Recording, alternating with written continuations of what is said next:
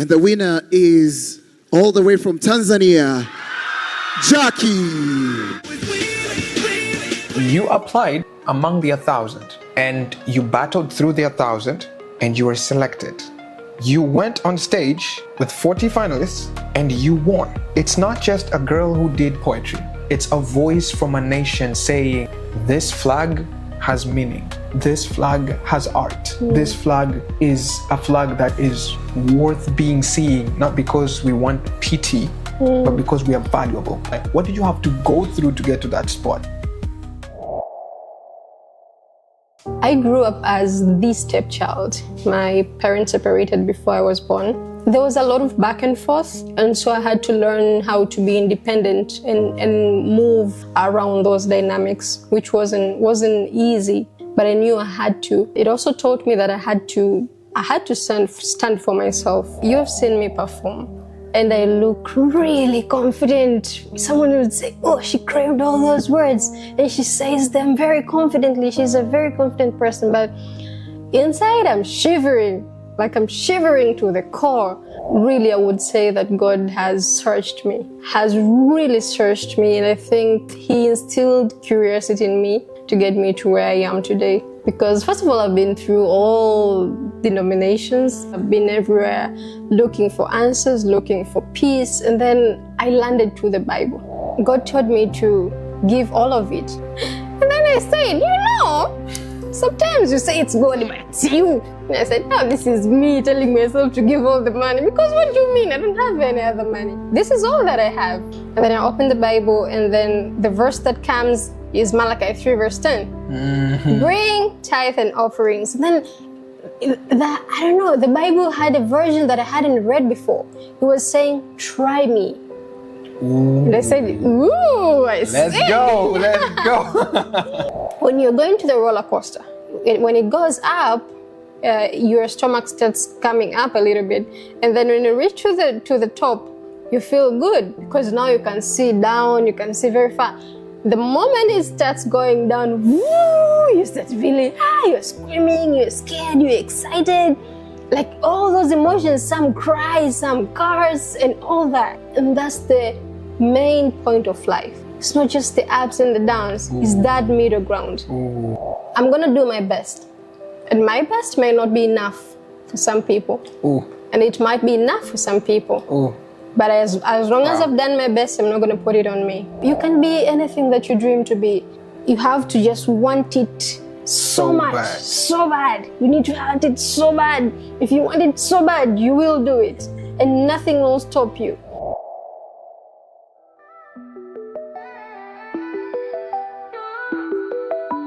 Truth ain't loud, but it speaks, and when it does, it sets you free.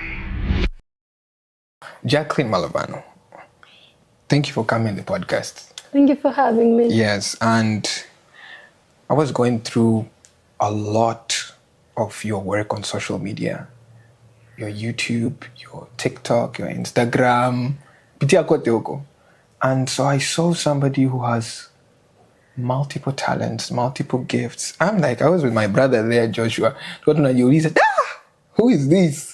So you're an author, you're a pharmacist, you're a marketing strategist, you're doing spoken word, not to mention the awards that you won. And so it made me ask a question.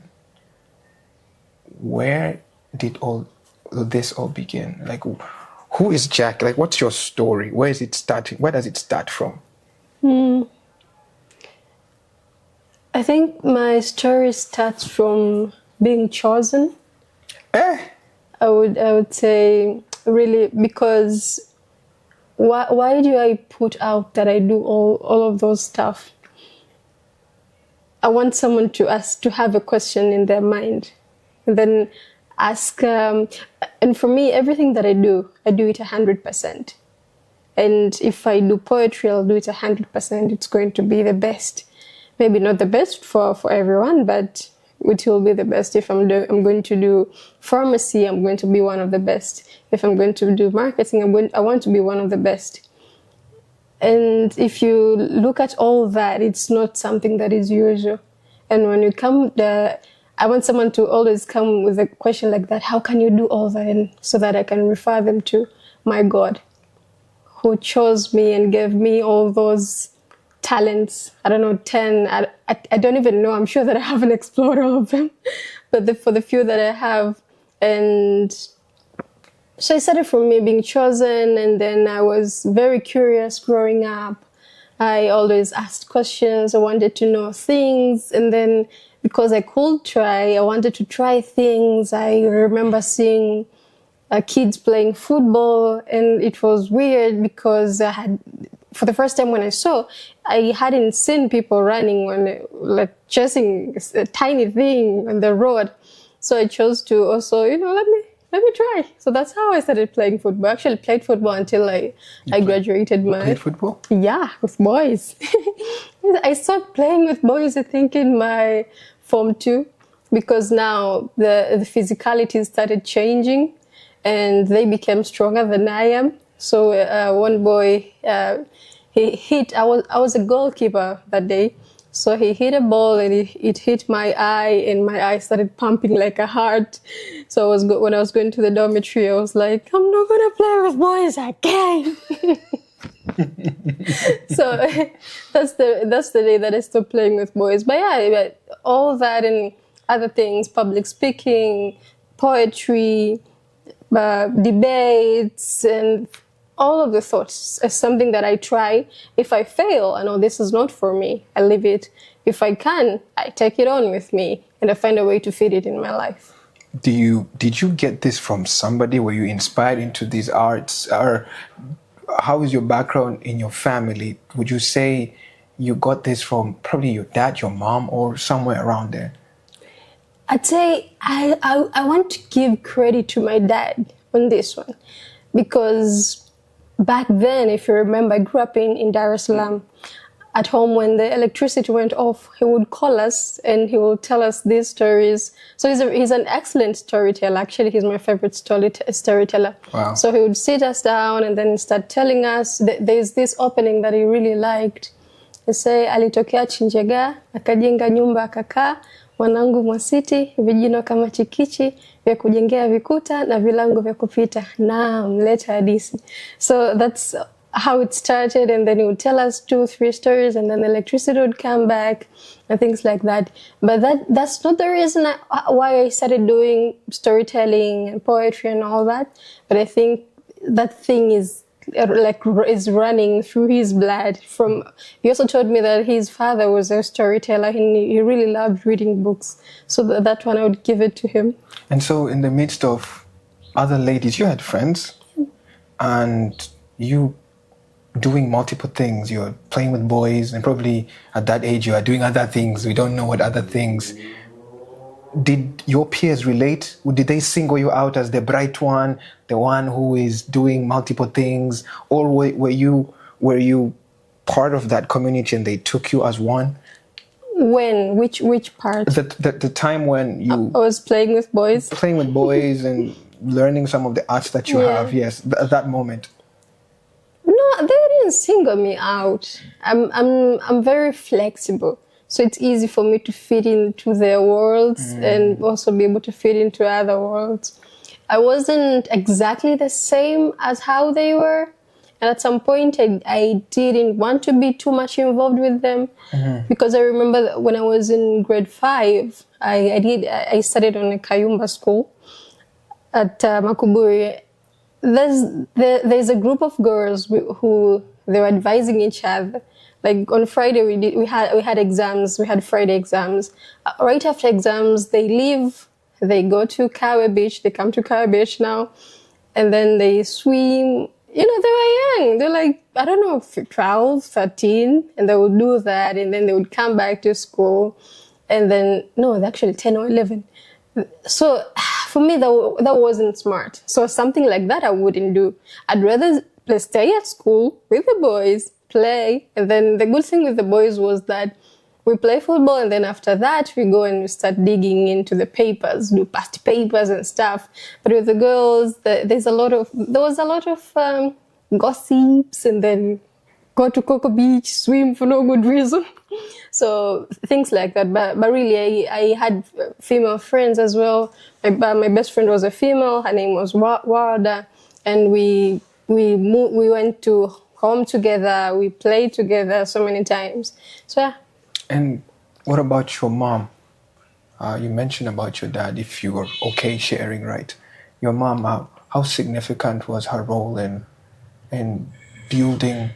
I know you're still growing, but building the lady that you are right now, how foundational was her contribution? Quite foundational. I would say she's an English teacher, okay?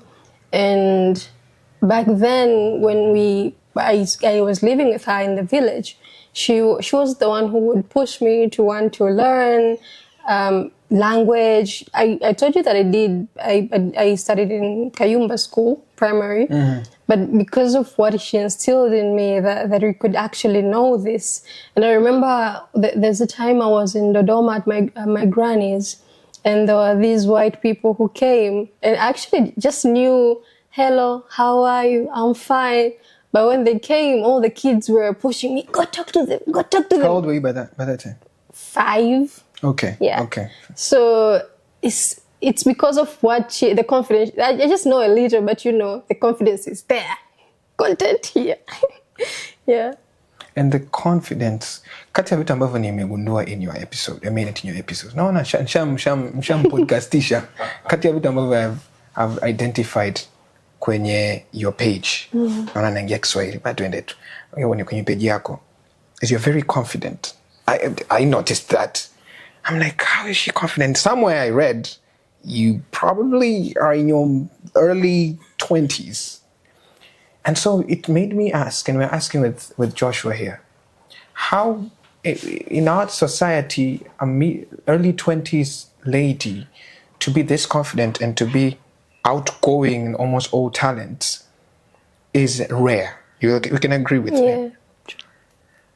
What would you say is your secret?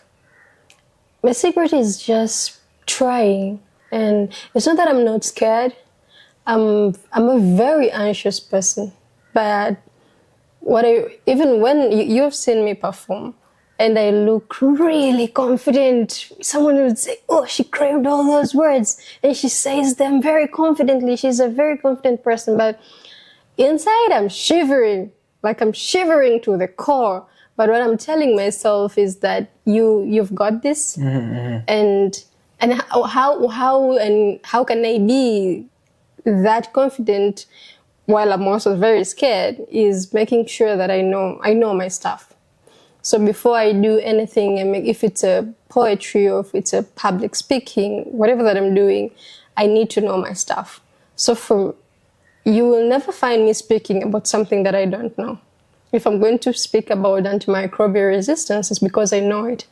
If I'm going to speak about drugs, it's because I know them. If I'm going to speak about law and I don't know it, I won't be confident in it. So the secret for me to being confident is making sure that just speaking things that I know, only that, sticking with what I know and reminding myself that I know this.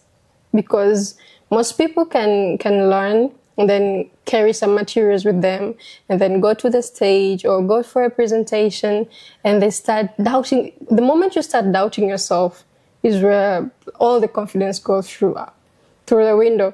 And now it's just you and you're starting to stammer and stuff like that. So for me, I carry myself, I carry the knowledge I have, I make sure everything sticks. For instance, when I do maybe have a performance, I will repeat that piece even 100 times. And when I say 100 times, I mean it. Because when I used to practice at the uni grounds, we call them the Ebola grounds. I pray that doesn't come again. But at Muhimbili, there's a football pitch that's called the Ebola ground. I would go there maybe at 1 a.m. at night. A.m.? Yeah. Like that's when I'm from discussion with my friends. Okay. So now I'm moving to the poetry mode. Yeah. Okay. I will repeat even for 2 hours to 3 a.m. I'm still repeating. I will repeat until I get every single word right, from top to bottom. And sometimes my voice will dry because of the cold. It's night. I don't know, night or early morning. But I will repeat. Sometimes I will cry, tell God, no, I want to get it right. And then when I get it right, I have to get it right 5 times without getting it wrong. And then now I say, now I'm good. It reminds me, I do not know why I want to speak Kiswahili, but let's just go. Inanikumbusha kuna muda I was trying to do a poem. Nimeandika spoken word, tell myself I'm a spoken word artist. Kwa naandika spoken word. Kachukua ile pale, kakanayo, nikasema sasa nataka nifanye spoken word. Nikaifanya mara 2 mara 3 hivi. Kasema sasa niko tayari. I went on the stage. I froze. And I'm like, why did I freeze? I can't know it. And so to hear you, that it takes that level of practice to get it to the level that nakuonaga pale, Jackline, you are a spoken word artist. Wow, powerful. But the powerful, imetokea from somebody ambaye anaamka saa 7 usiku, or probably studies mpaka saa 7 usiku, and practices 100 times, and even cries. It shows that chochote tunachomwona mtu anakifanya, it's not just like that. Yeah. It brings me back to, I'm really interested. I looked at your bio, Instagram. Na kwenye Instagram, really nice photo pale, umekaa hivi nini. And then kwenye bio pale, kuna titles. Marketing strategist, certified, nini. Kitu ambacho kilinishika ni the first, what you started with. Yeah. You started with a child of God. Yeah. How far back does your faith go, and how deep does it go from the family? Like, how far back does it go in terms of roots? I think my relationship with God is personal. I wouldn't trace it back to family because it's a very different and diverse background for most of my family members. But really, I would say that God has really searched me. And I think He instilled curiosity in me to get me to where I am today. Because first of all, I've been through all denominations. Let's go. Yeah. I've been through all denominations. I've been everywhere looking for answers, looking for peace. And then I landed to the Bible. So the moment I landed to the Bible, I wouldn't like to point out, but there are denominations that the Bible is not, it's not the key thing. They have their teachings, they stick to that, and they like you to stick to that, and they teach kids to stick to that. That's where I came from. But the moment I landed to the Bible and I started getting answers to the questions that I had started learning. I learned about Christ, His behavior, how He treated people, and so that became my foundation. And I learned that. I actually learned from one of my mentors about faith. He's the person that I met in my life, and I said, wow, so you can believe in things will happen. I will mention him. His name is Moses. I'm not sure if you know him. He used to worship at the church where you worship. Okay. He's tall? Yeah. Very tall? Yeah. I know the guy. Yeah, that guy. So the way he does things, and the way he makes his decisions, and the way he tests God and and things happen because he prayed, that wanted me to learn more about faith and push me to want to have a relationship with God to a place where I can test Him. So it reached to a time that when I was praying, I would say, God, you did it for Abraham, for Isaac, for Jacob, and for Moses. Ooh, yeah. Wow. So do it for me. Joshua Meskia and Moses, where's your name? Yeah, so he taught me that you can actually have a relationship with God. And that's why he could test God, why he could believe in God. And that made me want to have a relationship with God. I wanted to know, how does God talk to me? Because one thing I know for sure, God doesn't talk to everyone the same way. He talks to others through peace. He talks to others directly, maybe through dreams. He talks to others through other people. And I wanted to, have a me time. And so every decision that I've made in my life is because I had a one-to-one conversation with God. And then for me, He talks to me through peace. So if I have options that I have to pick, I have this and this, I pray for it. And the moment I make a decision and that I'm going to pick this and I have peace with it, I know that I'm good. Even if it doesn't make sense, it will make sense someday, but I'm good. And it always works out. Wow. Naonyesha your faith ni kitu cha msingi in your life. What would you say, curious now, I'm using your curiosity. What would you say is the thing, au ni kitu ambacho, it brought a very significant shift in your past as a child, whether as a teen, such that ukiangalia nyuma, you're like, that thing that this happened is what has really shaped me to the person I am today. Whether it was the deepest pit that you've gone into, or the highest mountain, or a very interesting season, but it really created a very solid part of your story today. Do you know of that? I don't know it. I wouldn't like to go deeper with that because there are other people who are affected by the story. Okay. But I grew up as the stepchild. My parents separated before I was born. So there was a lot of back and forth. And so I had to learn how to be independent and move around those dynamics, which wasn't easy, but I knew I had to. And in the process, God raised people for me. Some were family members, some were friends, some were mentors. And it also taught me that I had to stand for myself. Because when I was really young, I was a very shy child. I remember Daddy would take us to Disco Toto, and I wouldn't dance. I wasn't those kids. I would just chill and watch as other kids dance, and then after that would leave. But then when I learned that I had to stand for myself, that's when I started building confidence. And I think that's around grade 5 when I started traveling from Mbezi home to Tabata for school. There's a lot of dynamics up with the daladala, with the conductors. So I had to stand for myself. So that family dynamic, it wasn't easy. I wouldn't like to go into details, but it's the hardest thing that I had to go through as a child. And I wouldn't wish any child to go through those dynamics. And I would tell young ladies who would think, I just want to get a child, and it's gonna be me and my child. I say, okay, you really don't know what you're signing up for. So yeah, that's the part of my story that really shaped and still shapes who I am today. Just if you would like to go there, if you wouldn't, don't answer this, okay? Okay. As a lady, such a family incident is, I wouldn't say tragic, but it's not something anyone would like to go through, right?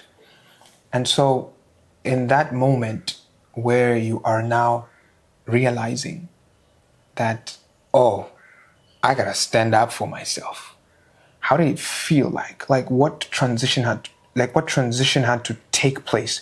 What skeleton or what jacket did you have to remove, and what jacket did you have to wear? Especially you're coming from our country, Tanzania. I had to take off the jacket of comfort and always learn to not be comfortable with whatever that I'm having at the moment, and always want to seek for more. So when I realized that, I was a smart kid, but then I wasn't doing as much as I could. Comfort. I was comfortable when I was, grade 1, grade 2, grade 3. There was just, chilling, going to school, playing football, coming back, the shirt is red, I don't know, with vumbi, and then hide it in my bag and stuff like that. So I would run first runner-up, I'd be the second in class, I'd be the third. And then the moment I realized that I had to stand on my own, I have to seek for more because I can't get it. That's when when I started being the first mpaka namaliza form 4 in my studies. So for me, I taught myself that in my school, by the way, in the schools that I was studying, education. By the time I thought education is what will give me my independence, and I didn't have. I had to not be comfortable, to seek for more, and then ultimately I'll gain my independence. Okay, that's great. Oof, yeesh. So what you're telling me is the carpet of comfort was removed by the incidents that happened in your family. You didn't look for it. It's not like something that you expected to happen, but it happened. It's not that the incidents that happened in my family, the incidents were happening. Okay. Even before I was born, but that moment of the moment that that my consciousness figured the dynamics, and now I was seeking for answers. How can I, be better or get better options out of the life that I have? So I had to push myself to want more from the world. And I remember there was this there was one time I was in class 5. We went to, it was, I think, World Children Day or whatever. Mm-hmm. We went to the National Museum and we had a competition. There was a trivia competition. There was and there was a dancing competition. I was a funny kid, by the way. They used to call me. You're not a kid now. Yeah, I was a funny kid. I used to make. I can mimic voices, so I used to mimic Brother K. Mm-hmm. So at school they used to call me Brother K. At home they used to call me Mr. Bean. Yeah, I don't want to go there, but. The dancing competition, the other kids were dancing serious dances, and then the host said, "Oh, we don't have girls up here. Bring on some girls." And then my friends, they pushed me to go there, and I was a shitty dancer. Sorry. So I went there and I was just dancing crazy. By the time Kiduku was there, yeah, so I was doing Kiduku there, and then I got tired in the middle of dancing, so I had to stand, and then. I looked at my opponents were 3. Like there was a lot of kids, and then then they say this one, the other kid shouts stay. I was the most shitty dancer, and then they said stay. So I was just there. No, we're just 3, a girl, a boy, and me in the middle. And then the music played, we danced, and then I got tired. And then I had to chill a little, and then my opponents are dancing. I said, okay, if I have to win, if I'm going to win, I have to, keep dancing. So I kept dancing. So, and then in that scenario, it happened. And then it got a time to choose the first winner. They chose me, which was very stupid. But that for me, it's a lesson that if you want something, going back to your question of comfort, if I was to choose, I wouldn't choose to go and dance up there because I'm not a dancer, and my friends know. But then they pushed me, and I went, and I did all that I could, which was be funny, not be a good dancer, just be funny. And then I got what, of course, I didn't deserve. Maybe the other dancers deserve, but I was funny enough to convince other people to do that. So I came out of my comfort, and I seeked for more than more from the world, and I got it. Let's talk you as a pharmacist, okay? I was doing some research, and some of the stats were shocking to me. WHO, this is a 2018 research. I know it's 8 years past, but we can escalate today. Says Tanzania recorded 1,845 registered pharmacists for a population of now that is exceeding 69 million people. That was 2018, okay? Yeah. But the recommendation is a ratio of 1 pharmacist to 2,000. Where we are right now is 1 pharmacist for every approximately 31,000 people. We're taking this slow. You just studying, going for to study pharmacy is already a huge challenge. I believe it's one of the most difficult courses. from research. I would say. You would say that. Yeah. Because I was like reading very interestingly pharmacology, I don't know, so many things. Pharmaceutics. Yes, pharmaceutics and a lot of... Cognosy. Yes. And so you get into this course at MUHAS, right? And Muhimbili, trying to remember the whole name. What's Muhimbili? Muhimbili University of Health and Allied Sciences. Yes, I just met by Muhimbili. You get into it. This is like a flagship course, a flagship university in Tanzania. And then you finished last year, right? Yeah. Last year, you become the valedictorian. I was trying to pronounce that right. The valedictorian, meaning in your class, in your graduating class, you were top, meaning you had the highest GPA. Right? Not right. Not right. What did I get wrong? So there is a student with the highest GPA, Okay. but they're not necessarily the valedictorian. Okay. The valedictorian is simply the most outstanding student in the graduating year. What they should have three things. One, they should have a GPA above, if I'm not mistaken, 4.1. Okay. Or a GPA above 4. I don't remember really well, but quite a high GPA. And then they should be involved into school activities as a university, as a community.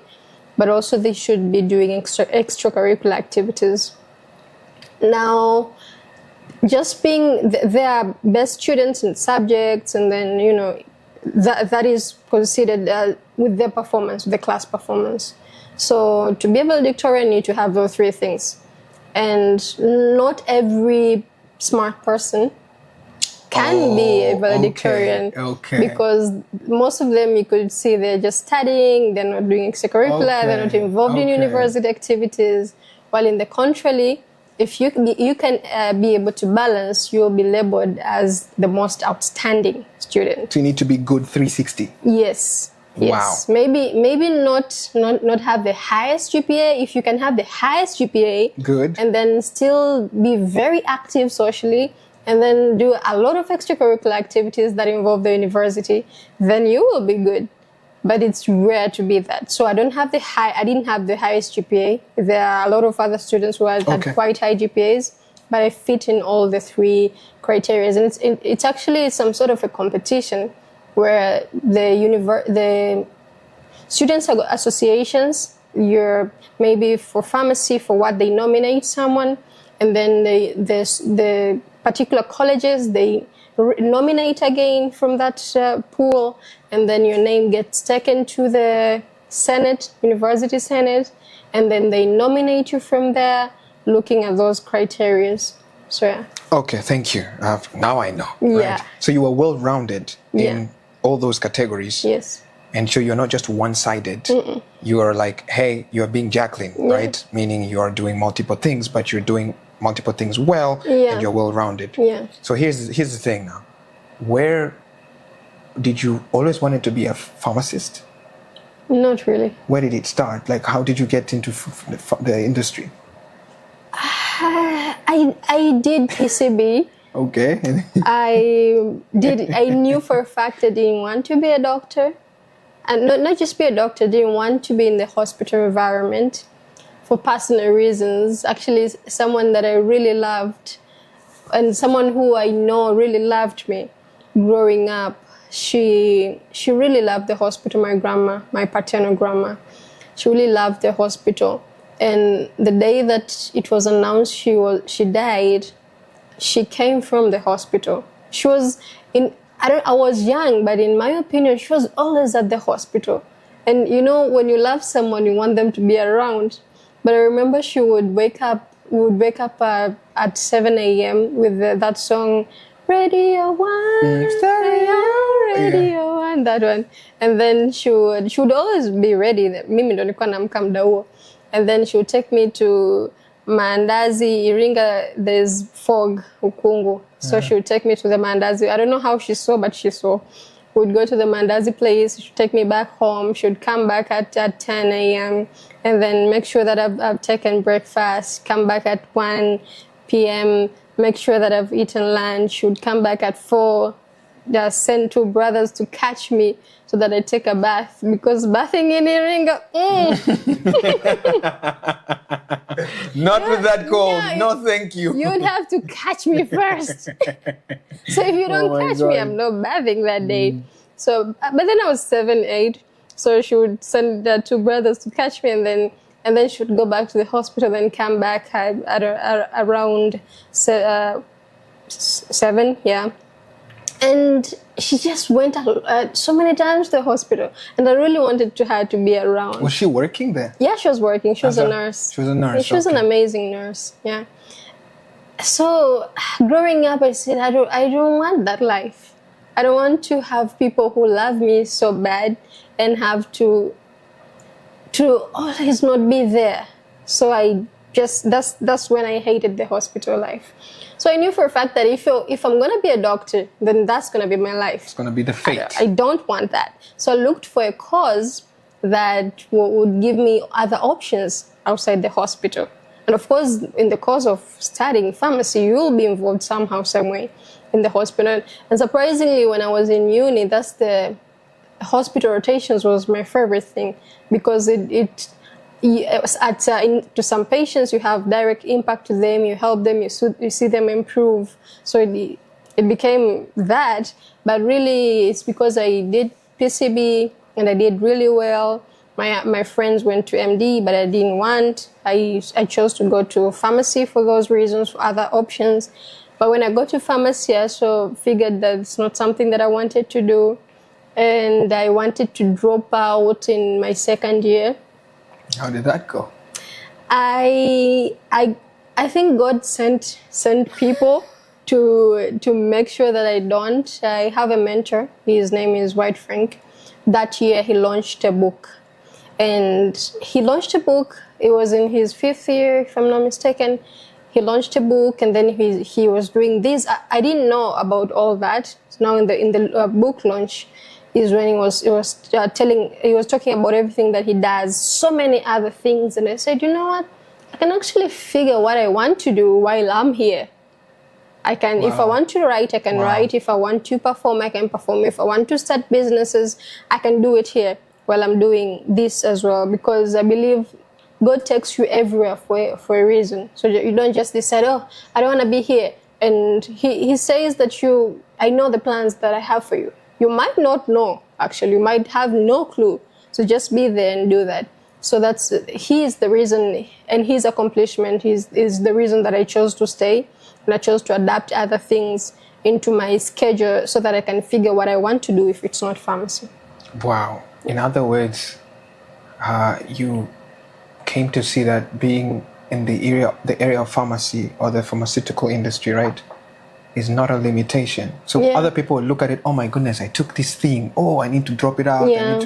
But you show that, okay, I am here, I'm already here. Yeah. I might as well keep on, but what else can I do? Yeah. And I think that is wisdom, because I didn't do that. I left. Like, I dropped out. You know, I left my Form 6. I was like, bye. I was in university. I was like, I cannot do this. It is messing me up. I don't understand how this is helping me in life. I left, went for business, did not do well, and realized I need to get a job, and my whole future escalated from there. But it's like, hey, I'm already here.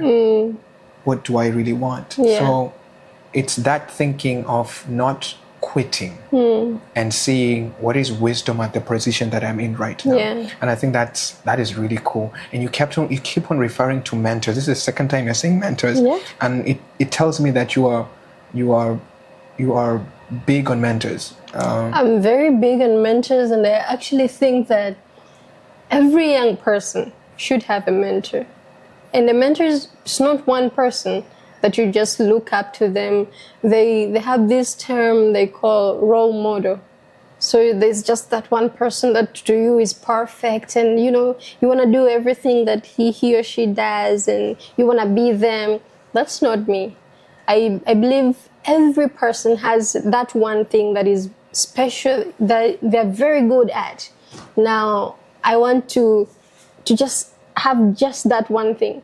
Because the moment you see a person as your idol, first of all, you idolizing is not biblical, right?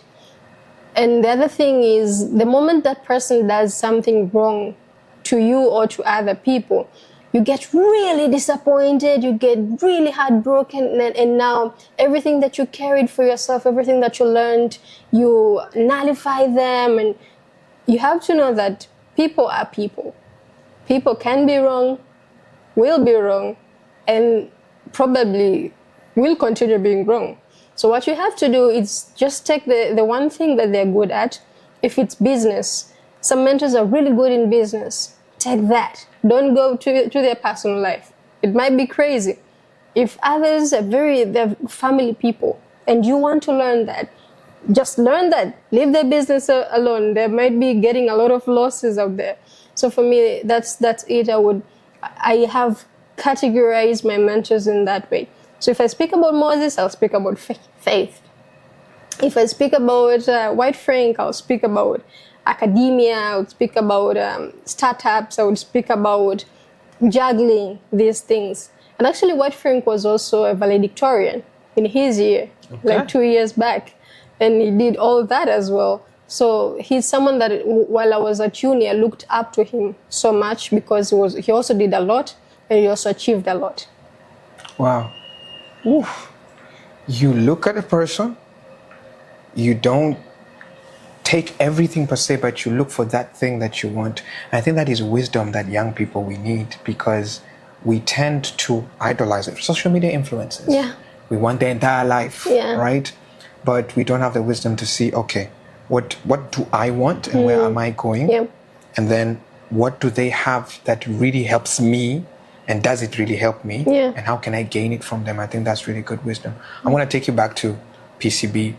Since you said pharmacy is not something that you really wanted, was it by the combination? You had to pick it, because you took PCB?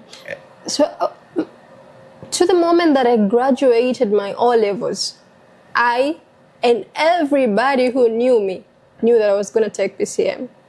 Because I was really good in math. Oh, you were? Really, extremely good in math. I would literally take a paper and say, I'm going to get 98 because of these 2 marks. And I would get 98.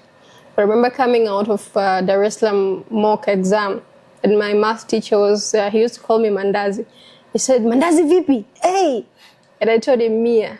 And he said, ha ha ha, nenda kapumzike. So he thought I was kidding. And then we went for holidays. I went to Morogoro. And then this one day he called me. He was in panic. He was like, mama, kudadeki mandazi. What did you do? And I'm like, what did I do? And he tells me, pata mia. Vivago inazungusha huku. So the other teachers don't believe that it's 100. They're inazungusha. They're checking it and stuff like that. And so I got 100 in my regional mock exam in 2018. And because I was studying under scholarship in my O-levels, the school also made it a very, very huge deal, posted it on Facebook. And, by the time Facebook was the big deal than now. So it was that. And I knew that I really knew math. And I remember prior to going for my national exams, my teachers would tell me, Jackie, it's okay if you're not gonna be like TO in other subjects, but make sure you're TO in math. You can do this. And I knew that I could do it, because by the time there was no question that I wouldn't be able to do, either in the hard books, those msemwa, or any question I was really good. So I got into the national exam, and I think because of sometimes people believing in you can be good, but also can have very bad effects. And for me, it was the other way around. So because it's like I carried the school, I felt like I carried the school, and now I had to be perfect. I went to the national exam, got my paper, and then looked at all the questions. I remember section B had 6 questions, so I have to pick 4. And I could literally do all 6 questions and all 10 questions in section A and got all of them from what I saw from the paper. So I remembered my math teacher, before I got into the exam, he told me that make sure you write, instead of writing solin, write solution. So I was perfecting it mwandiko, usisi katikati nikikata tu naomba karatasi nyingine. I mean, of course, this the booklet. So I turned the other paper. Like, I was very thorough. And that year, we used to have, previous years, there are, if it's section A, it's question 1, it's A and B. That year, it was A, B, and C. And I hadn't noticed. So it's just, going down with my pace, and then I finished section A, I checked 60 marks. I'm good. Let me get the 40. The moment I'm saying that, the invigilator is saying 15 minutes to time. Maswali ni manne section B, sijaanza hata moja. My brain went there. So now I'm struggling to get it, nirukie. I was not in that room, and then I turned the paper. I started with I remember it was statistics. I did that question, and then I started doing linear programming, and then it went wrong. I did it again, and then I don't even know when she said muda umeisha. I just remember her pulling my paper, and kumbe wengine wote walikuwa wameshasimama. So she pulled my paper, and I didn't even stand. I pulled my desk and I cried. Because how do you explain? It's not that I was getting A's, like from my Form 1 to my Form 4. I wasn't getting A's, I was getting 90s. How do you explain now you get a D in your national exam? And that taught me a very huge lesson on how God can humble you. Especially when you think that you're too good. You're top of the game. Yeah, you're top of the game, that you're gonna, because now that was a very, very, very hard thing. That's one of the hardest things that I had to go through. So I did it was 76, 77 marks that I did. And now my prayer changed. After that, I got it out of the room, and my math teacher was like, "Mandazi Vivi, hey!" And then he saw a tear. And then he's like, "Kasome geography." So I went and I said, I have other exams. Math was the first exam. I have to keep on. I have to do well in other subjects. I need to collect myself. So I went and collected myself, and I changed my prayer. My prayer was previously I wanted to get 1.7 in my Form 4, and I could get it. I changed my prayer from that. I said, God, naomba usiniaibishe. Naomba usiniaibishe. Just that. Because there are a lot of people who are waiting for me to hit the bottom. I said, I don't know, let me get even a C. How do you explain that I get a D or I get an F? Now, remember, Mimi, I was very accurate. If I say I'm going to get a 60 in this, I was sure that the 60 marks I got them, but then I started doubting myself again. Probably it's an F, probably it's a D. So I changed my prayer. Baka, we're waiting for results, I changed my prayer. I said, whatever that division I'm going to get, just numbers niaibishe kwenye math. So we waited, and then the results came, and then guess what? I got an A in math. How? Yeah. What did you do in the 15 minutes? I did 16, 17 marks. So it means I got all the marks that I did. Because A is 75. I don't know if it still is. It was 75. So I probably got everything that I did. And then you got some 15 marks somewhere there. Yeah, I got some 15 marks. And then I was right about the section A. I got all of the 60 marks probably. So, but the work was done. The Lord had done his work. The Lord had done his work. He humbled me, and he told me, okay, I'm going to humble you, but I'm also not going to let your maadui zako wakucheke, So I'm also going to shut them, humble you, but also shut them. Yeah. So he humbled me, and then the good thing about getting an A is like the person with 90 has an A. The person with 75 has an A. An A is an A. So yeah. So now what? So and then from then I started doubting. I started visualizing where I see myself with PCM. Do I want to be below the car, fixing stuff? Nah. Do you want to be on top of whatever the poles, fixing electricity? Nah. Do I want to be on the road, fixing roads in that sun, the dark sun? I said, nah. I said, no, engineering is not for me. I'm tempted to go this direction. But do you see how combinations can shape our minds to create tributary or choices of careers? So we don't think from the careers, we think from the combination. Yes. And so there's a limitation already. PCM, PCB, HG, HGL. If you don't have any of these, your life is gone. Yeah. And so you pick PCB. I believe you had done well in biology as well. Yeah. And then you end up as a pharmacist, right? But still in what you're doing, you're like, I don't think this is something I want to do. Yeah. And so what would you say about the person who's looking at PCM, PCB, HG, HGL, and you're like, my life depends on these? What would you say to that person? I think I would say the same thing that I tell all the especially ladies that I mentor in making life choices.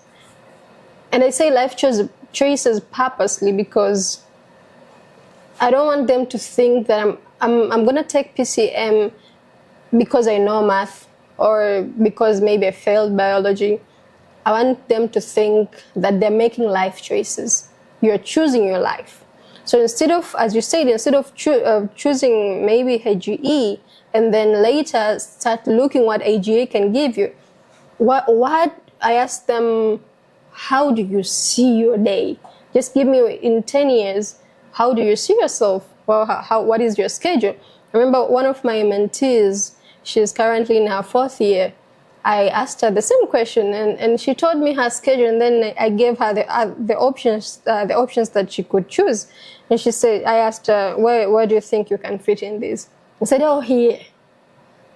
So that's how you make a decision. So for me, I think being in that confined environment, that now I'm not doing PCM, so I'm going to do PCB. And there's usually this concept that PCB has many options. You know, you can pick from there, which is true. Like you can do business later and whatsoever. But then if I had known, I know it's God's plan, but if I had known, because for me, I couldn't put into words what I wanted to do. I remember my uncle once asked me when I graduated my Form 4, who do you want to be? And I told him, I want to speak.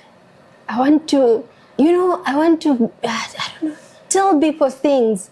I want to present. Because I feel like I can do that really well. And he said, you'll figure it out. Because what is that? But that's okay. If you put that into public speaking, then how are you going to make money out of that? And I don't want to be an inspirational speaker. I want you to learn something and decide to do it, not take it through my words. So I had to do something practical because there is no way you could materialize, I don't know, in just speaking, telling people things. Yeah, now I know how, but then I didn't know. So really picturing how you want your life to be and see what are the options that can give you the life that you're visioning. One of the things that I have come to notice is, as much as somebody might not know exactly what they want, but sometimes it comes as an expression in their life. They, like that, I want to speak, but it takes wisdom for somebody who is older, a parent, a guardian, to see. I'm saying, okay, what does this mean? Versus, oh, this is nonsense. Let's go to the real thing. Yeah. And so the good thing is, because you have the wisdom now, the child or the children that you're going to raise, I believe you're going to have multiple. Yeah. The children that you're going to raise, you are going to raise a better family and better children because of this understanding. Probably did not have the luxury of picking, I want to be a podcaster. Like, I know podcasting might not be the limitation of what you can do, but it might say that's an interest. Yeah. There's so much more that you can do. We can testify from what your bio is saying. Yeah.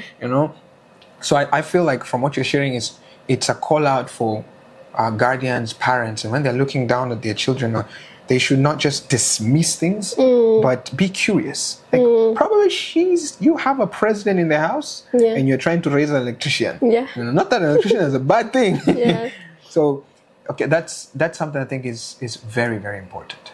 If I'm to put into like clear words, to embrace everything that the children carry, especially for guardians, because the world is changing right now. And it's not just about what you say you know. It's what you are doing to tell us that you know. Because what formal education is giving you is giving you that, oh, Jackie is a good pharmacist, take her. You see? But really, am I? Can I take care of the patients? Can I make sure that I produce good medicine in the industry? Can I be a good regulatory pharmacist at TMDA? Do I know how to go through the dossier and technical stuff like that? Maybe not, because I haven't practiced as much on that side. So really, if you want to have a child who will ultimately like what they do, yes, education is good. It's a very good door to give you those options, but also embrace the things that they like. That some kids who really like football, kila siku wanarudi nyumbani viatu vimechanika huku mbele kwa sababu they are playing football. Wanacheza mtani tulikuwa tunaita chandimu. Umecheza chandimu, socks zimechanika zote. If you can afford, give them. If you can't afford money, then afford them time to be able to practice that. And if you can afford a few resources, open to them the opportunity to go and practice that. Wow. Or some other things. Wow. So just embracing the children as a whole, not as fragments. That is a child, and then there is education, and then there is football. Football is bad, education is good, so you just go there. So knowing that you are now a certified pharmacist, is that correct? I'm not certified yet. So graduate? Yeah. Okay. Graduate. Now you're done. 5 years? 4. 4 years. What are you intending to do with it? Or are you doing something with it? So I'm going to do something with it. It's not traditional. It's not me maybe being on a pharmacy dispensing or whatever. It's very technical. But it's something that I'm building quietly. I'm not sharing on social media. Okay. Yeah, so I would like to keep it low-key, but I'm definitely going to do something very, very huge and good with that. How great that would be, because lady who went into PCB and didn't really want to be a pharmacist, but now is using the knowledge that she has to do something techie. Yeah, I think, it's pharmaceutical techie. Okay, yeah. Okay. So it's not, I thought I didn't want to do it, but then I trusted that God wouldn't take me to a place that he didn't want me to be. And I usually encourage people to trust in God even when it doesn't make sense. So for most people, it doesn't make sense. Why aren't you doing what your peers are doing? Why are you doing this? But then right now, with the thing that I'm doing, it makes sense why I did pharmacy. It makes sense why I started doing marketing.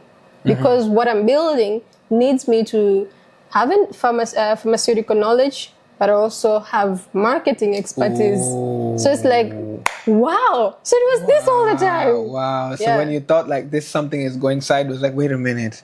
Actually, I need this and this to do this. That's beautiful. Yeah. So where does poetry come in? Or when did it come in your life? Poetry came in very early on, I think I used to say my O-levels from 1, because that's when I remember I was writing cards for people to give them to their sisters and stuff like that. Cards to people to give them to their sisters? Please explain that.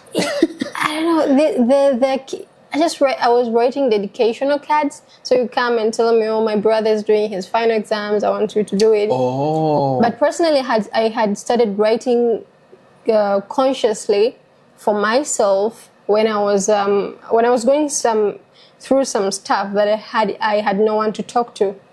That maybe I had people to talk to, but I didn't feel like they could get me. So that's when I started writing for myself. But really, a few weeks back, I came to remember that back when I was, 5 or 4 in the village, we used to have this Ngonjera thing. And then I would be the opening person in every of the grade 7 graduation. Those people who say, hodi hodi naingia, uwanjani najimwaga, darasa la 7 nawaambia. Stuff like that. So I think it's something that was instilled into me unconsciously ever since back then. But then it just came to realize when I was in my O level, and then after my Form 4, that was the end of it. Because when I went to high school, I went to a very hardcore high school. What high school is that? Tabora. Yeah. Okay. And Tabora, you study really hard, and then you work really hard. There's slashing. There's you won't actually I forgot that I was doing poetry because how? Yeah, because I remember the only creative thing that I did I was in my Form 5 and then Form 6 were graduating, and then I was told to prepare an inspirational speech. I prepared something. That's the only creative thing I did. Wow. Because you don't have time to start being creative while you have, I don't know, chemistry too. You have, I don't know, practical, and you have to draw all the graphs, and then after that you have to go slash the whole ground. Yeah, so I actually forgot, and then I came to uni. Toward the end of my first year, one of my friends, her denomination is called MUHAS Staffers. So they had this event called Literature Day. She invited me, and she was begging me. She was telling me, Jackie, write something. She didn't know that I was a poet or whatever, but I think God was using her to push me. And then I said, atu ananisumbua, so let me, just take it off my back. So I wrote a poem. And then I read it on the event, and everybody was like, wow, this is good. So they pumped me. And then I felt like I could do more. And then I tried to do more. And then I became my therapy. It became other people's therapy. I started learning how to be empathetic and help other people present their emotions, their feelings, wow, and things like that. Wow. So from then till now, poetry is basically my life. Would you say that your journey as a poet, is there such thing as a poetess? A poet. Yeah, a poet.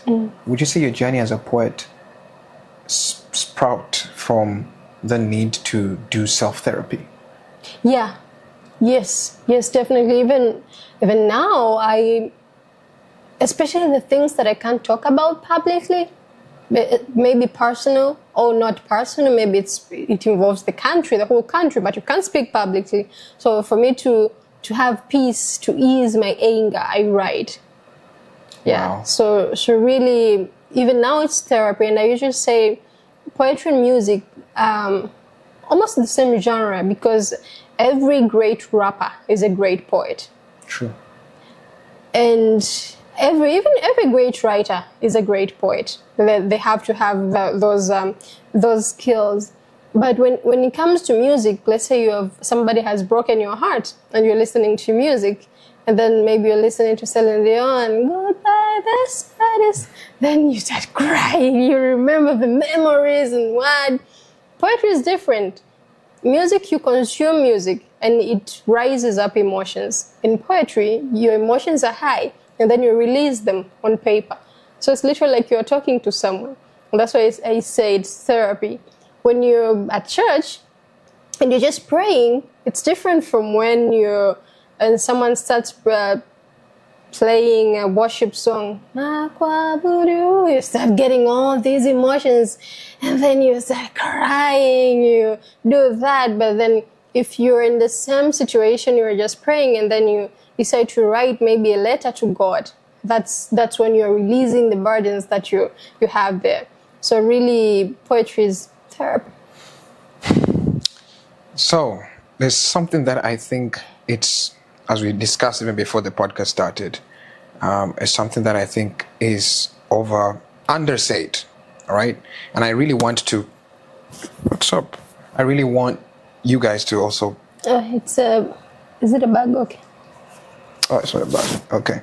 So there is the Africa Campus Battle, which happened, the season 6, that was last year. And then this is like, I'm going to try to break it down so that we understand what we are talking about here. So this is Africa's Campus Battle. It's an entire Africa thing. We'll talk about the countries. So what it says is there were 1,000 submissions for this from 28 countries for that battle alone, like 2026. And only 40 acts made to the finals. And one of you, I mean, your act included. And these 40 acts were coming from 16 countries. Now, these countries, this is Kenya, Uganda, Nigeria, South Africa, Ghana, DRC, Ethiopia, Burundi, Rwanda, Chad, Burkina Faso, Zambia, Zimbabwe, Lesotho, Malawi. Why did they put Tanzania the last? Yeah. Then, interestingly, you applied among the 1,000. And you battled through the 1,000 and you were selected. You went on stage with 40 finalists. If you will correct me. Yeah, you'll correct me. 40 finalists, and you won. To me, it's not just a girl who did poetry. To me, it's a voice from a nation saying, this flag has meaning. This flag has art. This flag is a flag that is worth being seen, not because we want pity, but because we are valuable. Yeah. That's the story for me. And so let's go to that moment. How did you apply? How did you get to apply? What did you have to go through to get to that spot? I think one thing that I thank God is maybe He knows sometimes I underestimate myself. So it tends to send people to push me into things. We've heard that on multiple occasions in your story so far. Yeah. And now this one is actually the same. I saw the application and then I said, Africa, no, I don't think I'll be good enough. And then this brother, his name is Paul. He was a leader. He was a sports leader at the students' organization. And then he called me really so many times because that day I had slept at 5 a.m. I was really busy. We had an exam. So at 7, he's calling me. He's telling me, Jackie, I've sent you a link, apply. And I said, okay. After 30 minutes, have you applied? After that, have you applied? And I'm like, hey, calm down. He told me, check me back when you have applied. So just to take him off my back. And the good thing is what they wanted a 2-minute clip. I had it. I had it in my I didn't have to go and record something else. I said, let me just use this. So I applied and I told him, yes, I've applied. And I forgot about it. And then the day that I was chosen is the day I was doing another competition. I was presenting, there's an event at Muhimbili, it's called Win and Learn, where you have these students presenting about their researches, presenting about different things. So I was among the presenters. I was doing pictorial presentation, and I did a presentation, and it was a wonderful presentation about non-communicable diseases. But then when they're announcing the winners in our category, they started with the third one, and then the second one, and then when it reached the first one, everyone was shouting, Jackie, Jackie, Jackie, and then it was someone else. And actually it was Atu. The Atu pushed me into poetry, so I was really happy for her. But I wasn't very discouraged because I usually say that I'm gonna do my best. And my best may not be enough for some people. Ooh. And it might be enough for some people. Ooh. But as long as I've done my best, I'm not gonna put it on me. So what I carried from that day is I just said the best is yet to come. Whoever told me, oh, you are robbed, I said, no. My best was not enough today, but the best is yet to come. Before you go on, I think let's stop there a little bit. I think it deserves a pause. You're going to do your best, but sometimes your best might not be enough. Yeah. And so you don't put it on yourself when something doesn't go the way that you might have imagined. And you allow yourself to say, hey, this is what I gave. Yeah. I think that's a level of maturity that will hold people from depression. Very much so. And I really appreciate, I'm learning something right there. I'm going to do my best, but your heart is on the line. You want to be number one, and maybe for sure. But now, hey, I'm going to do my best. I'm going to do what I can. And if it goes the way it goes, great. If it doesn't, I did my best. I think that's a great philosophy that I'm also taking. Yeah. Yeah. So after that, when I was called while I was still in the room by a foreign number. So I picked it up. I was very low, and then they told me, "Hi, Jackie said, hi. So my name is Mr. Lamek from Africa's Campus Battle. Congrats, you made it through the top 40. And because I was still low, so I was just like, okay, we'll send you an email with the directions for how to move forward. I said, okay. And then I didn't know if it's the next big thing coming. So they sent an email. They had you are given a task, maybe write about something. And the thing about Africa's Campus Battle, it's not like maybe BSS, at least BSS now, it has acting, a little bit and singing. It had everything. Poetry, singing, beatboxing, dancing, you name it. I went through it. I saw the acts. Yeah, so everybody was doing everything. And so you have to, if you're a dancer, then dance about beauty. I don't know how do they do that, but yeah, you do it. So I was doing poetry, and then I did the first challenge. I went through. It's either you go through or they put you into some sort of a detention, and then people vote you out of it. But I was never put into the waiting area. So I went through the first one, I went through the second one, and then we go to the quarterfinals. I went through, and then we went to semifinals, and then I went through, and then we're 11 people who were picked for the finals. Wait. So what I saw was the grand finale. Yes. So you were in this whole stages in progress. You had to go through multiple stages. So you traveled. I believe it was held. Where was it held?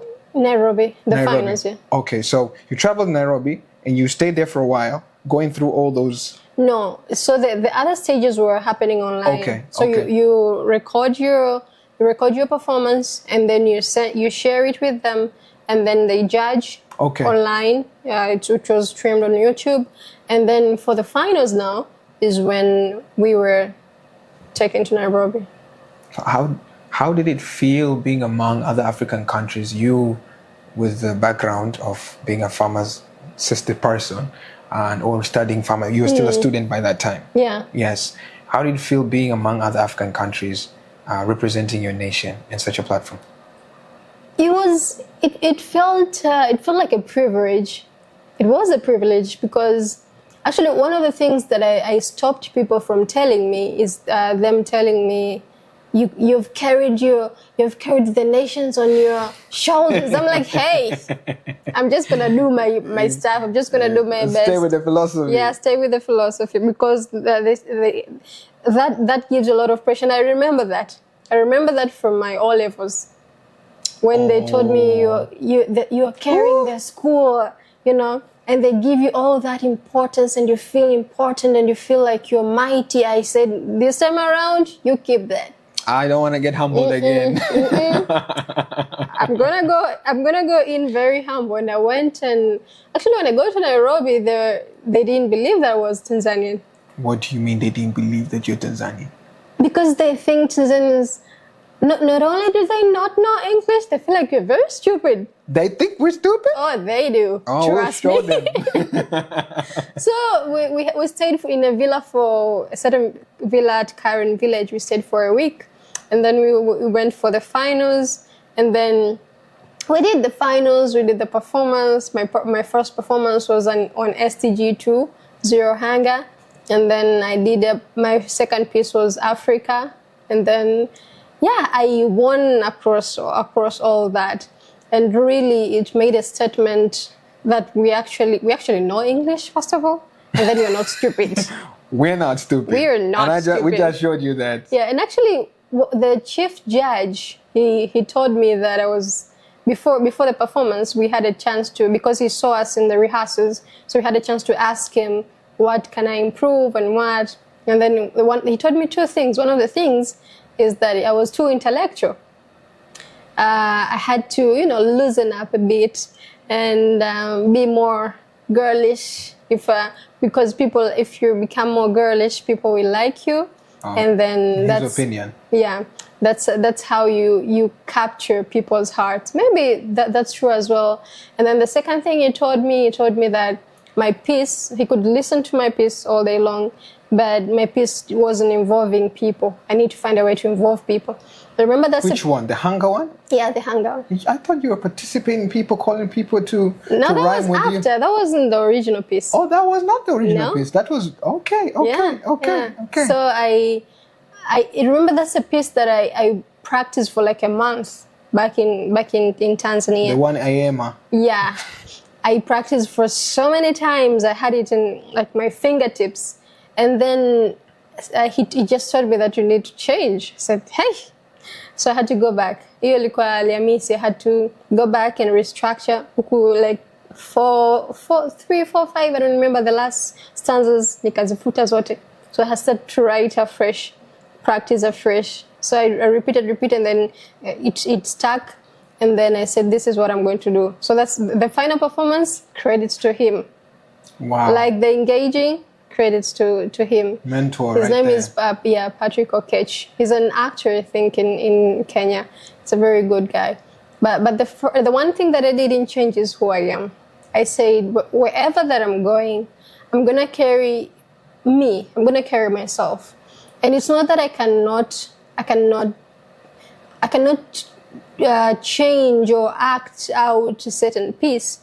The performance that I was giving, I thought that was suitable for that piece. If it's a poem about love, I will. You've seen my pieces on Instagram. I try to get that feeling. If it's about death, I will show you that I'm sad. If it's about what, I will give you that emotion. So the emotion that I had given for that piece, I thought I'm actually angry, okay, about hunger. So I need to elucidate that through my performance. So I said that one I'm not going to change, but the piece I'm going to change it, which was actually the harder part. So I kept my personality, I kept my whatever, and I won because I was original, but also because I took his advice. There you go. Yeah, and that for me is, if I was not me, it was someone else, I would learn being open-minded, okay, being able to take other people's opinions and then not just reject them, evaluate them, see what you can carry and what you cannot carry, and then you move forward. So that's how you win. Wow. And so being on stage, I remember as I was watching the clip, there were different countries lined up on stage, and you were dressed really well, by the way. I love the dress code. Thank you. It was very African, but also I feel it had you as well in the outfit. And when you stood in front and they were almost about to mention the winner, how did that moment feel? What was going through your mind at that moment? I had my fingers crossed that God stays faithful. Because one thing about me and God, He promised that I was going to win. He promised me that I was going to win. So now that's why even when they announced, I raised my hand and I said, God, you stood faithful. And He promised, actually, the finals were on 13th, on my birthday of October. Okay. Yeah. Okay. So on 1st of October, I was at the ground, the Ebola ground where I used to pray. And I was there, and I usually give tithes. Yeah. So I didn't have money that week, and then I got some money. I got paid. I was tutoring, so I got paid like 100,000. So the tithe there is 10,000. So I went to the ground to pray for my staff, but also like pray for the 10,000, which is tithe, and I send it to the church's account. And then when I got there, God told me to give all of it. And then I said, sometimes you say it's God, but it's you. And I said, no, this is me telling myself to give all the money. Because what do you mean? I don't have any other money. This is all that I have. So I started heading back from the ground. I said, today I'm going to give 10,000. When I get another money, I'm giving all of it. The moment I get it, I'm giving all of it. And then the moment I got into it was around 2 a.m., but I was still going to study more. So I go back to my room, to my table. I was to read a Bible verse, then proceed with studying. And then I open the Bible, and then the verse that comes is Malachi 3 verse 10. Bring tithe and offerings. Then, I don't know, the Bible had a version that I hadn't read before. It was saying, try me. Ooh. And I said, ooh, Let's go. So I said, okay, interesting stuff. I'm going to try. I'm going to try you. I'm going to try. So I took my phone and sent all the 100,000. I had like another 1,000 for the fees and whatever. So I sent the money to the church's account and I said, God, I'm sending this money. It's all that I have. I'm not going to beg anyone because you told me to give this money. So you're going to find a way. Miss Nela akula kesho. And it's on you. If I die, it's on you.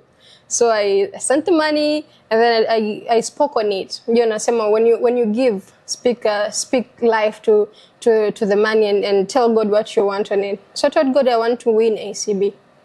And I want to win it for these reasons. My reason was, first, I want to publish my book because it has a lot of good messages that I want them to reach people, and I can't do it without money. Secondly, I want to, we were praying, we were worshiping my church was worshiping at a place that wasn't very conducive.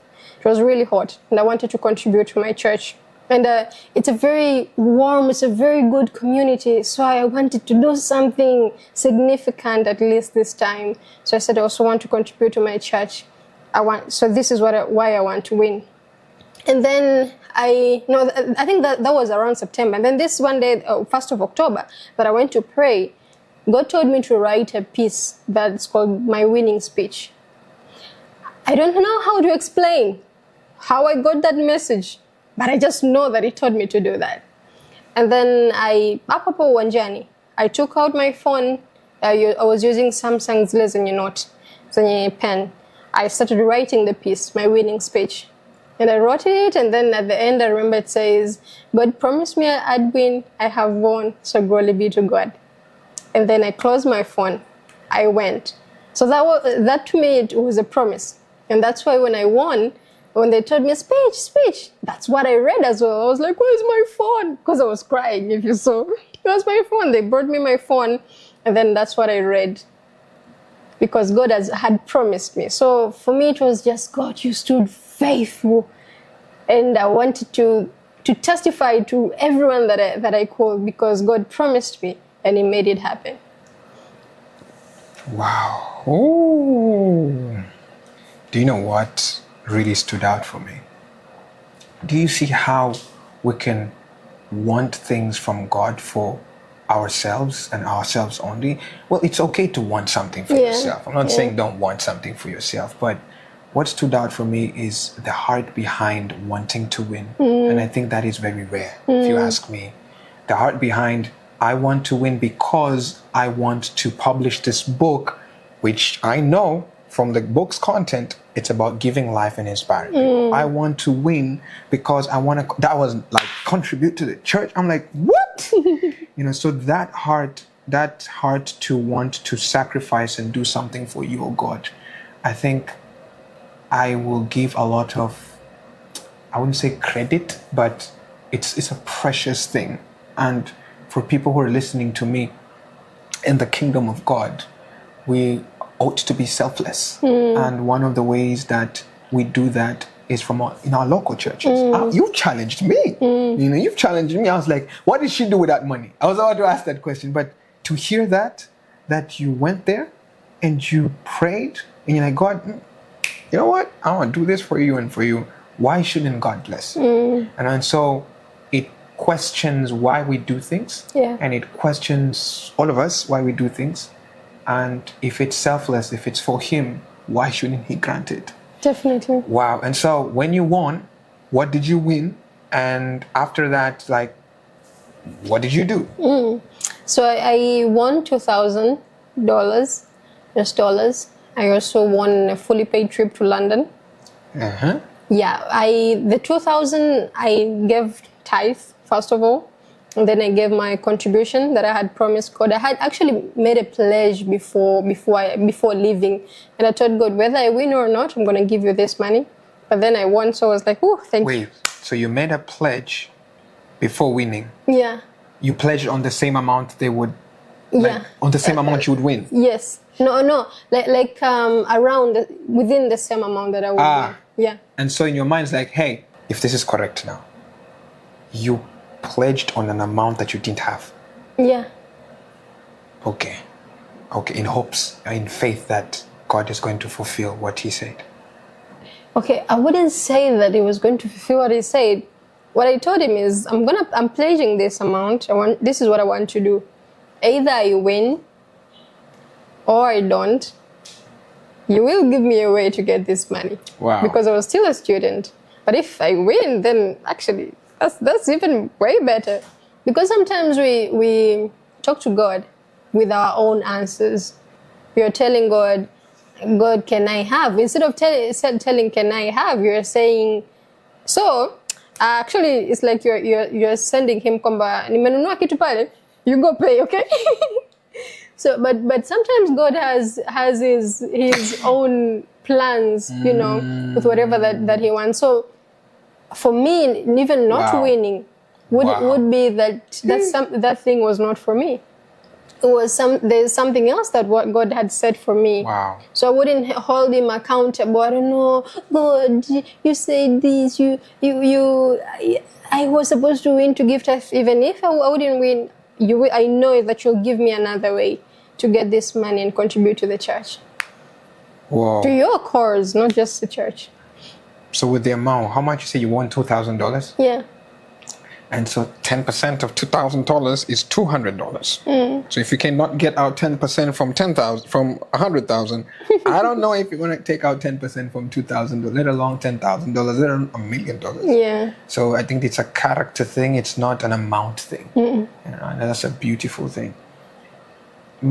So the plans that you had for the $2,000, did you publish the book? Yeah, I did publish the book. Before we talk about how you published the book, you have a book called The Roller Coaster. It has 50 poems, right? Yeah. 50 poems.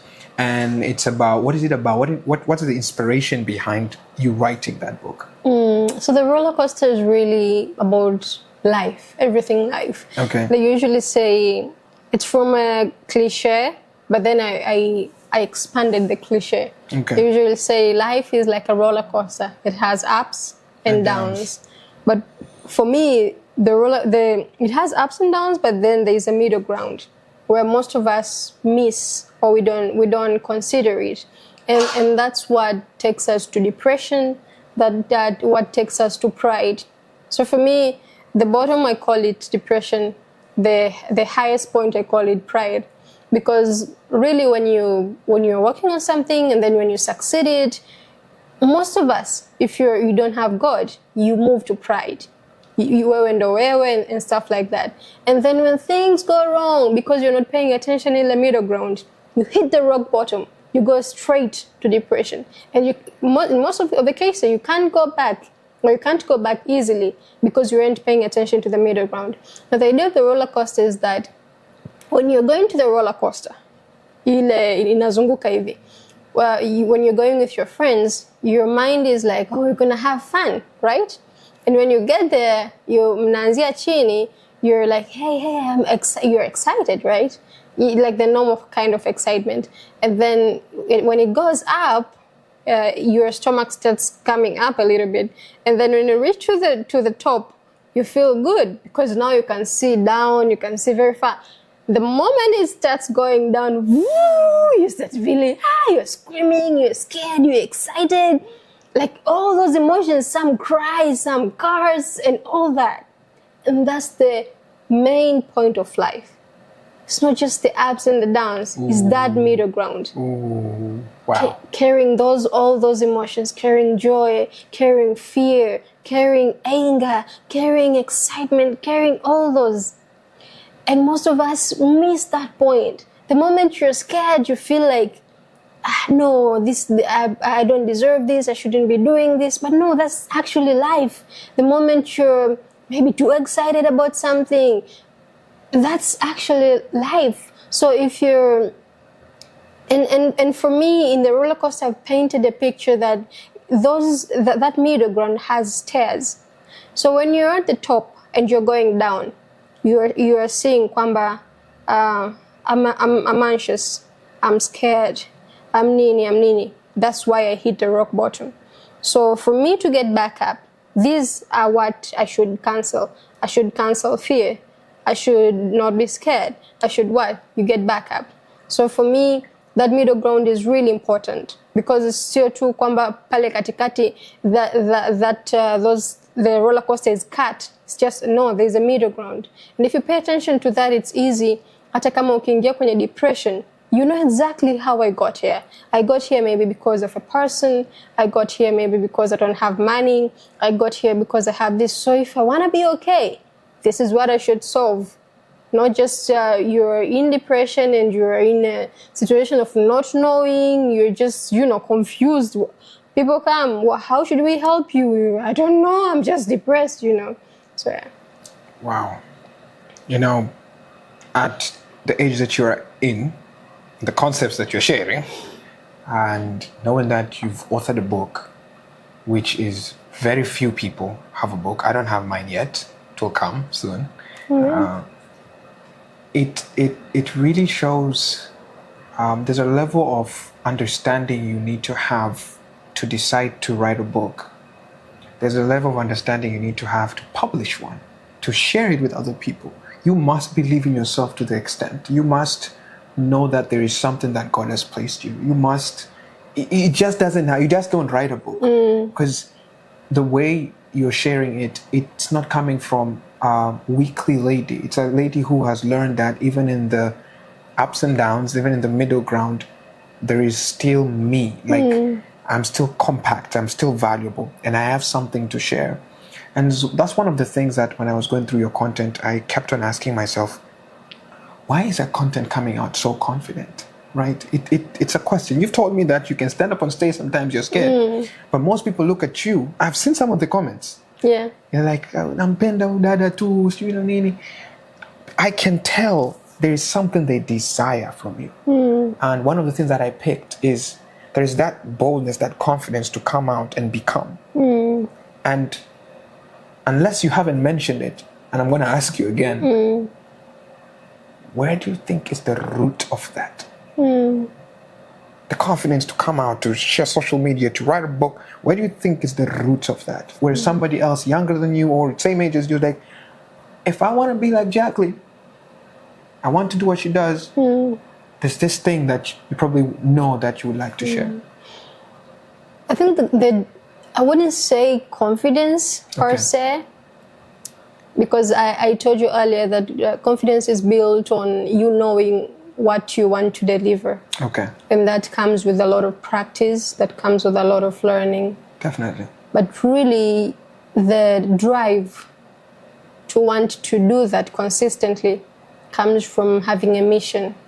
What is your mission on social media? To be honest, I'm very anti-social media. And that would be surprising because I'm very active as well. I got into social media in 2022, basically because I performed at church, and this man told me, wow, that was really good. Where can I find your work? And I told him, give me your number. I'll share it with you on WhatsApp. I was like, what is wrong with you? You don't have social media? I said, no, I don't like social media. He said, you should have. These messages are good. So I went back to the dormitory. My friend, Marietta, she had social media by the time. So she's the one who helped me open and post my first post, my Instagram. If you're okay, me ask, how old were you by then? I was 21. Okay. Yeah, my first year. So I had my social media, my Instagram account, and then I was 21. I had my Instagram account, and then I started posting the poetry pieces that I was doing and things like that. Now my thinking with social media is, what is my mission? Who am I targeting? Why am I doing this? So I have a mission. I have a very explicit mission with my social media. And every content that I do it intentionally with the message that I want to do. And I know it's not for everyone. Even when you read the roller coaster, there's a disclaimer that these pieces, not everything is for everyone, but there is definitely something for you. Okay? So even on my social media, my ministry, my mission is to show people what God can do through a person. And I've decided to put myself as an example. because I usually feel like God as He's using me as His like sample space. Jackie, try this. Oh, it works. Yeah, that's how I think. But really, there's a lot that God has done through my life. There's a lot of impossibilities that He made possible. There's a lot of things that when you ask yourself, when someone thinks, I don't know, this lady she did pharmacy and she did really well. She does poetry and she does it really well. She does marketing and she does really well. She does this and she does really well. She leads and she does it really well. What is the secret behind this? I want everyone who looks at me to have that question. And then they ask me so that I tell them it's God. That's my mission. When you have a mission, you find a way to deliver the message. You find a way to teach people. Of course, I share some, like, I'm a very humorous person. So I share some experiences that are not very directly linked to my mission. But if I also find a way to send that mission directly to people, and they might not know it, but somehow, somewhere, they're consuming those materials. And that's why when I'm talking, I want people to feel like I believe what I'm saying, and that to other people is conceived as confidence, but really is that I believe what I'm saying. I believe what I'm telling you, whether through stories, whether through what. So, yeah. Wow. You've defined confidence in a definition I've never heard. Confidence is believing what you are saying. Mm-hmm. Like when you believe what you're saying, you are confident. Yeah. So people are trying to be confident, but they don't have a mission that they believe in and stand on regardless. Yeah. And so you're just doing that. Yeah. And the level of intentionality and how you describe what you do. If we would just go on social media and be purposeful, I think social media would be a better place. Yeah, definitely. Because most people want... I've had DMs. Someone is telling me, I'm a preacher. I want you to post me so that my messages could reach to more people. But really, it shouldn't be about you. And when you don't make it about you, it's when God raises you. He knows how to share His messages. I will tell you, there's a day I was praying for money from God because I didn't have money. And you know what He told me? Again, I don't know how to explain how He tells me things, but He told me there's a story that I should share about my friend. Her name is Tausi. And He told me that I should share that story. So that I stopped praying that moment. And then I wrote it down on the diary because it was late in the night. A few months, I think in April, March, April. And then in the morning, I recorded the video and I shared. And it reached to a very huge audience that I had never seen before.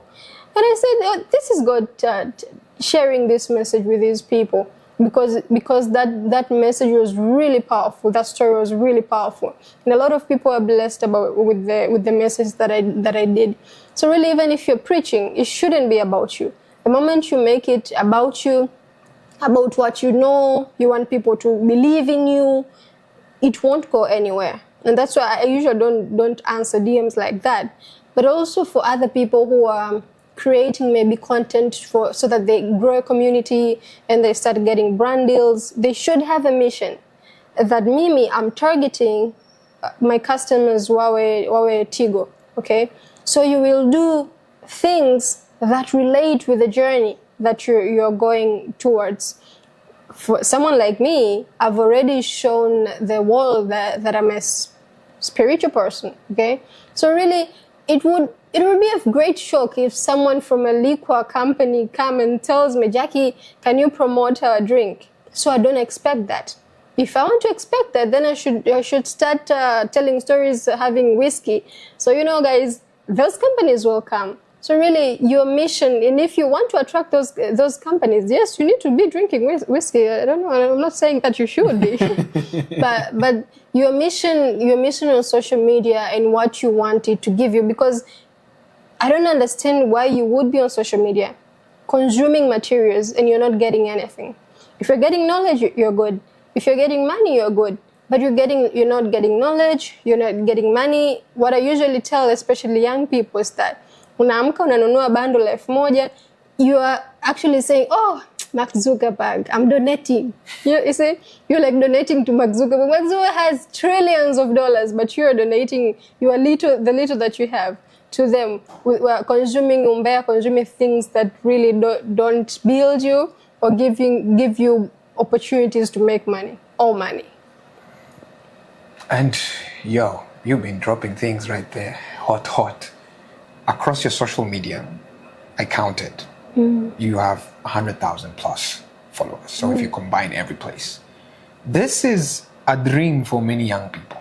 I want to be a TikToker. I want to have followers. I want to have subscribers. I want to have that. And yet you're here saying you should have a mission.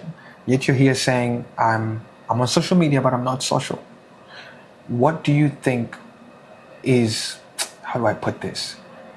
The young people of now who are struggling on social don't know about social that is hurting them that you've discovered.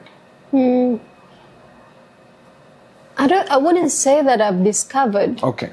It's just that one thing that I believe everyone should have the values set. Okay. Most of us think or say that we have values, but we haven't identified those values. There shouldn't be a line that you're not willing to cross. There should be, again, going back to the mission, there should be a mission that you're going to accomplish. Let me take you a little bit out of the social media world, even in the startup world. All startups that succeed are the ones that have a mission, a specific mission embedded into them. If you don't have a mission, there'll be a place that you'll just end up laying there. A good example is creators who have probably 40,000, a lot of creators with 45,000, 60, and then they end up getting views, maybe 300. They used to get good views while they're doing travel content, yes. And then that's how they identified. So that what they are consumers, I would say, were consuming travel content. Now, when they stop doing that, they need a new audience. Their previous audience leaves. But why kutakuwa na gap ya 200 views, 300 views, and then they started getting confused. Why is this happening? I have a lot of followers. It's because there was no mission built there. There is no value. And by value, I don't just mean that, being good, being what, but even the professional value. That my value is that I travel to Sweden. That's my content, okay? If you look at my content, it's very minimalist. Like I literally wake up, my stand is there, my light is there, just then I talk. So my audience doesn't expect a lot from me. If I step outside, they'll talk. They're like, oh, at least she stepped outside today. But they don't expect a lot from me. So the moment I start traveling, they'll be even more excited because they're seeing that side of me as well. And if you go to my page and see the videos that have more views, are the ones that I was outside. But really it's because they're used to me doing that.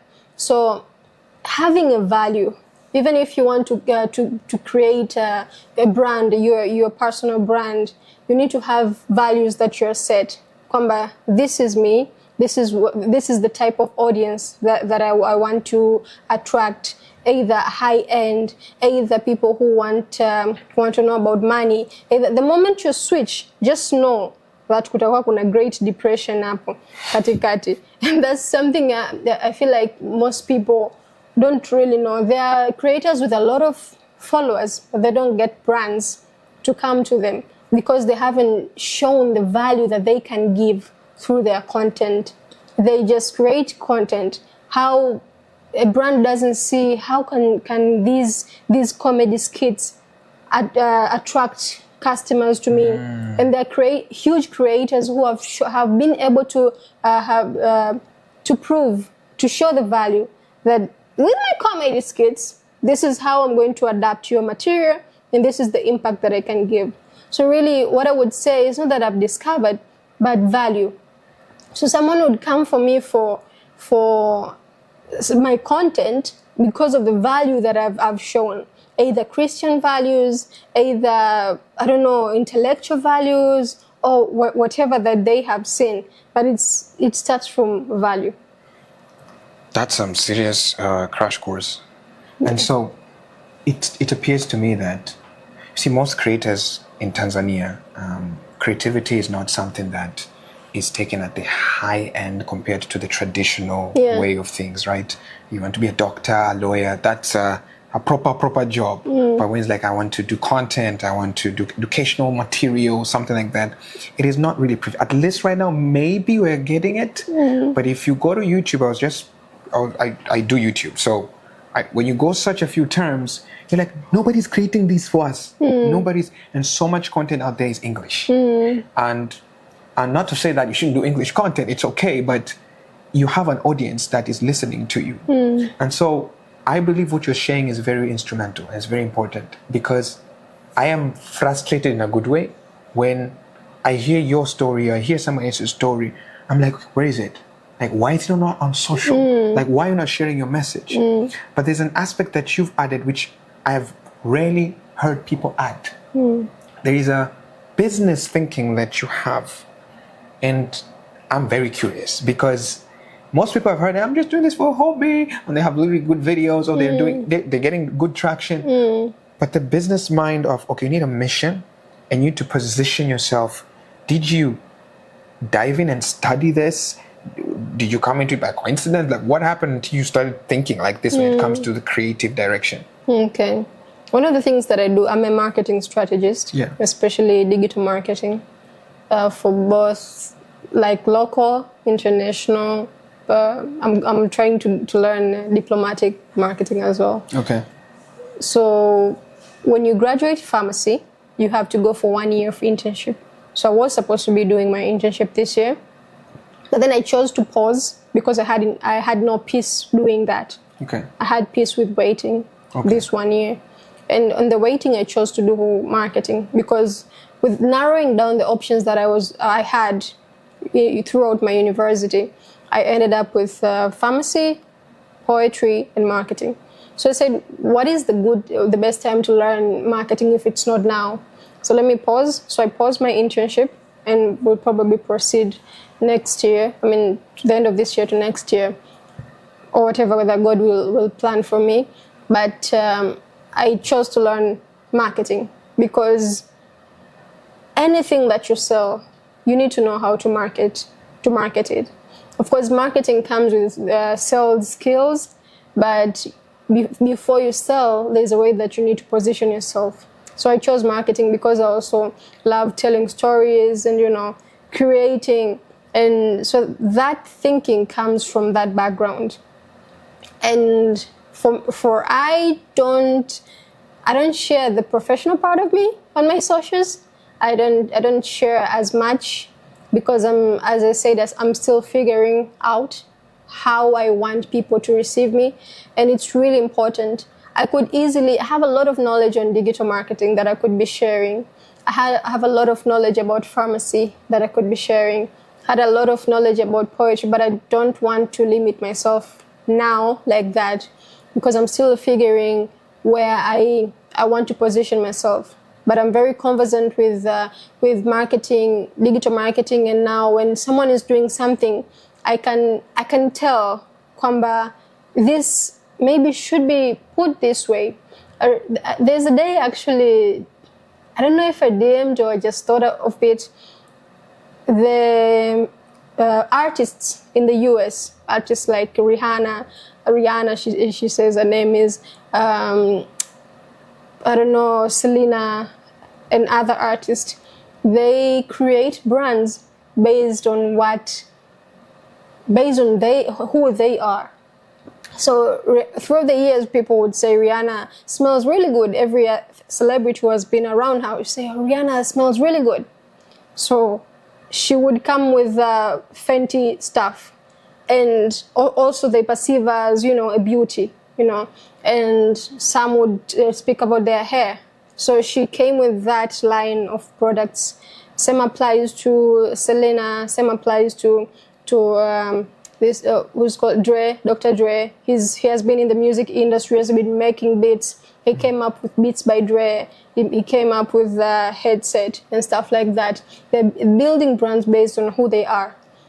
In Tanzania, artists build brands based on the people who are backing them or the ideas that are getting.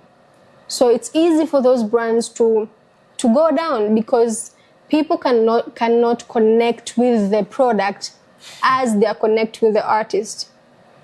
Unless the artist carries the product and then they say, oh, this kiberiti is called the flani kiberiti, okay? And then they're working with it, they're selling it, people want to buy. But then you need a product that when someone carries the product, they see you in the product. So I thought for someone like Diamond Platnumz, he has done a couple of ventures. He's doing soaps, he did Diamond Karanga. But really, would you picture Diamond washing his clothes with a soap, with a sabuni amche? Definitely I wouldn't. Or him cooking karanga or eating the karanga? I wouldn't. You wouldn't. But because maybe at least the Diamond Karanga was called Diamond Karanga. But he's someone who wears a lot of chains, a lot of what. So if you could have a jewelry wow. set, business about that, and then all the artists in Africa sourcing from him, because that's who he is. You would wear something that would feel like, oh, I'm wearing something that Diamond also wears, okay? Whether it's pricey or whether it's low price, but that's the brand that relates to him. Same applies to other artists. Some open magenge, some open, but the brands that succeed are the brands that are created by merge with identity. Yes, you will see your identity through that. So when I take your perfume, wow, I feel like this. Oh, I'm spraying. I'm actually using the same perfume as Rihanna. Woo, yeah. So something like that. Wow, yeah. You know the level of depth you have in digital marketing. I didn't see this coming. And that says a lot with the mission that you have, where everybody looks at you like, how do you know all these things? And you're like, hey, my God, yeah. Right? And so when it comes to marketing, I do agree with you 100%. And I believe the same, that you need to have something that is directly related to your identity and what you stand for when it comes to values. Yeah. And seeing somebody say it and has being intentional on social media, and I'm seeing the people are following. When I look at your reel, and I'm like, this is Jackline. Like I can't tell like you're trying to be no, you're sharing your stories, you're sharing your experiences, and I'm like, if only we would make authentic content. It might not look like yours, but authentic in your way or in somebody else's way, we would have our voices heard more. Yeah. More people will be touched. Yeah. And to me, as I look at your social, I'm not seeing somebody who is trying to get views. You see, sometimes you just know, bro, you're trying to get views. Yeah. Like, I'm seeing somebody who is having a message and she's sharing it. And because you said this, God has a way to market his own messages. Definitely. And so I'm looking at a page, I'm like, now I'm learning what you know, and I'm learning the wisdom behind what you do for my own benefit. I don't know if you're taking something for my own benefit. And so there's something I want to show you. I hate opening TikTok because it's noisy, so I have to take my volume down first. Yeah, I know. Jackie. So for those who are listening, if you want to go on TikTok, you're looking for Jackie, just write Jackie Malvis. That's JACKIE She's on TikTok. Nimekuja kutengua kauli yangu, sikodishi baskeli. Maana nitaka nikodishi tu baskeli kwa upendo, kuwasaidia watu ambao mlikuwa mna magari lakini mafuta yamepanda. Kwanza, kitu cha kwanza, spoku zimepanda. Mmesikia juzi Kahama spoku zilikuwa 100, sasa hivi 150. Kwa hiyo bei wamepandisha kutoka shilingi 500 mpaka 1000. Kwa mimi mwenyewe nilitaka nipandishe bei, lakini niendelee kukodisha kutoka 2300 tufanye 4600.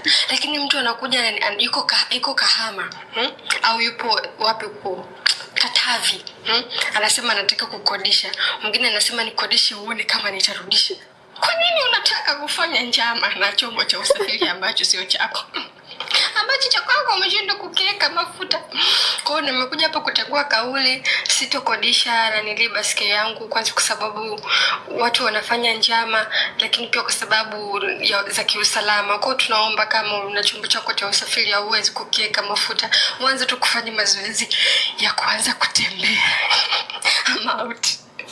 I'm curious. Kauli yangu Sikodishi. Did you make this up? Was this an actual thing? I know, of course, there's a joke behind it, Sawa, but like, how did you come up with this?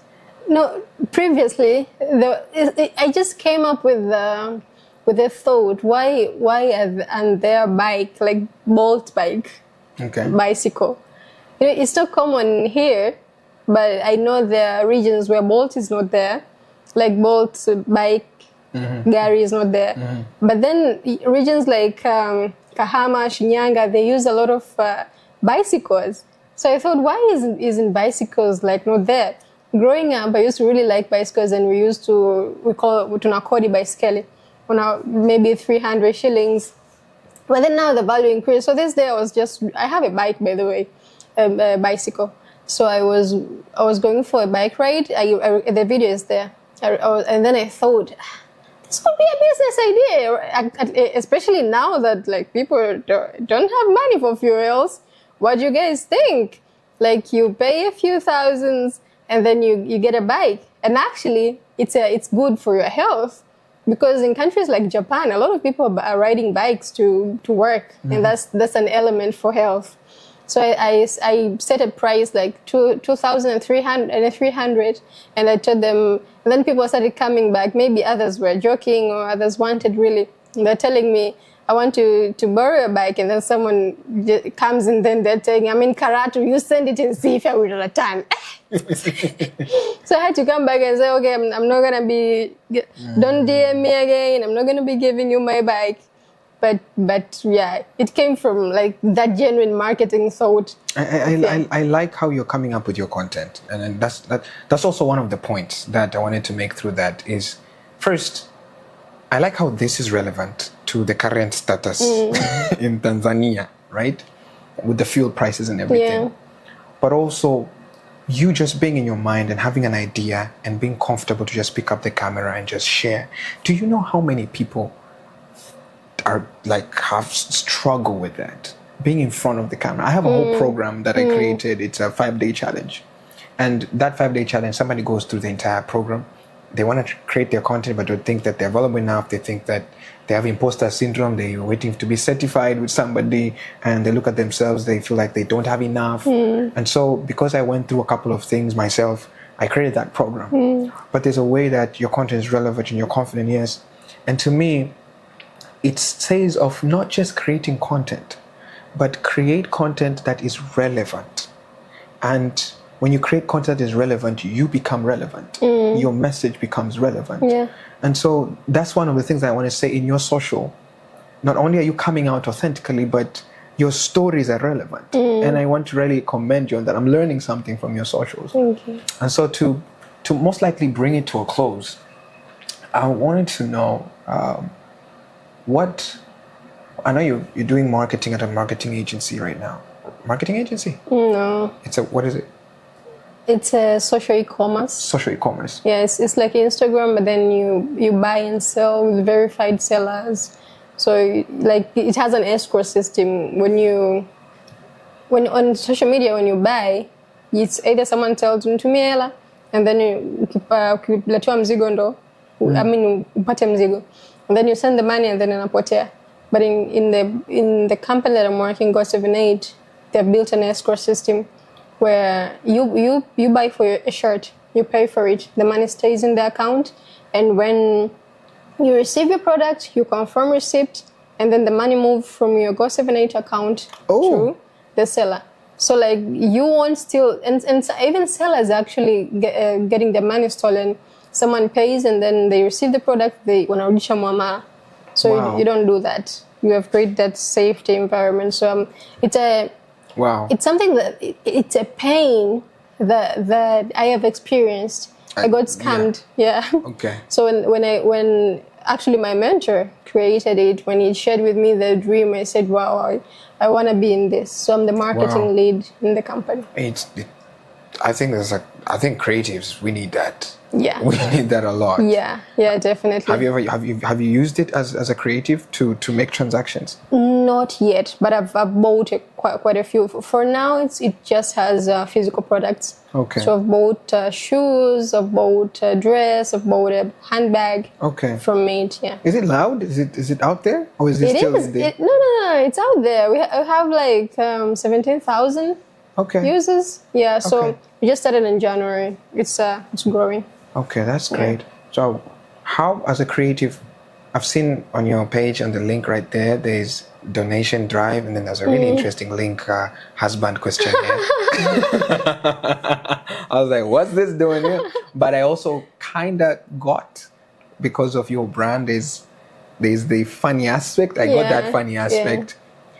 So how do you make money as a creative? You have a book, yes, but how would you say you're making money, and is it as significant as how people would envision it when they look at 45,000 followers, right? There aren't as many channels right now. First of all, Instagram doesn't pay, TikTok doesn't pay. I'm not big on YouTube because I make short form videos. Facebook pays a little, and very little, because imagine if at some point I had 1.7 million and I had $12. 1.7 million views. You have a video with 1.7 million views on Facebook. No, like the total views. Okay. Yeah, they pay you for that, and then the total payment was like $12. $12. So it's not quite significant, and for you to withdraw, it has to start from $100. So I wouldn't count that unless you're very huge and you make a lot, you get a lot of views. But maybe with brands, but also that is not significant because, as I said, I'm doing stuff intentionally. I don't work with every brand, first of all. There are a lot of brands that have DM'd me and I haven't responded back because simply they have elements of not being genuine. If I sense that, then I'm not going to be engaged with you because I wouldn't like, you are going to pay me, I know for a fact. But if someone buys something because they saw a video from me and then they come to you and they tell you, oh, this thing is not what I ordered, and then you chase them away, so they also take me as ingenuine. So I also don't work with every brand, but also I've set a standard for what I can receive as payment. I've set my value, and not every brand values me like that. So when I talk to a brand and I tell them, what is your budget? They tell me, this is my budget. I say, that's interesting, very good amount, but that's not how I value myself. So if you value me at that, you just, keep up with your stuff. When you come that you value me with this amount that I value myself, then we can work together. And very few brands have been able to come around with that. And simply it's because I don't just want to be everywhere doing everything. I want to be with brands that I believe in, that are genuine, and they really care for people. I mean, they really, if it's services or if it's products, they're products for people. So I wouldn't say that I'm getting a lot from brands, hopefully maybe later, but also haven't positioned myself to, if I wanted a lot of brand deals, then what I would do is prepare a presentation with what I can deliver, with what, and then reach out to the brands. That works as well, especially if you're a creator, you should do that. But right now, I'm still learning some things, and I wouldn't want to be too involved with so many brands that are just out there. So the ones that come to me and I feel like I'm comfortable and they value what I give them, we work. From marketing, from branding values, to having your own values on social, to being a pharmacist, your past, coming to poetry, self-therapy.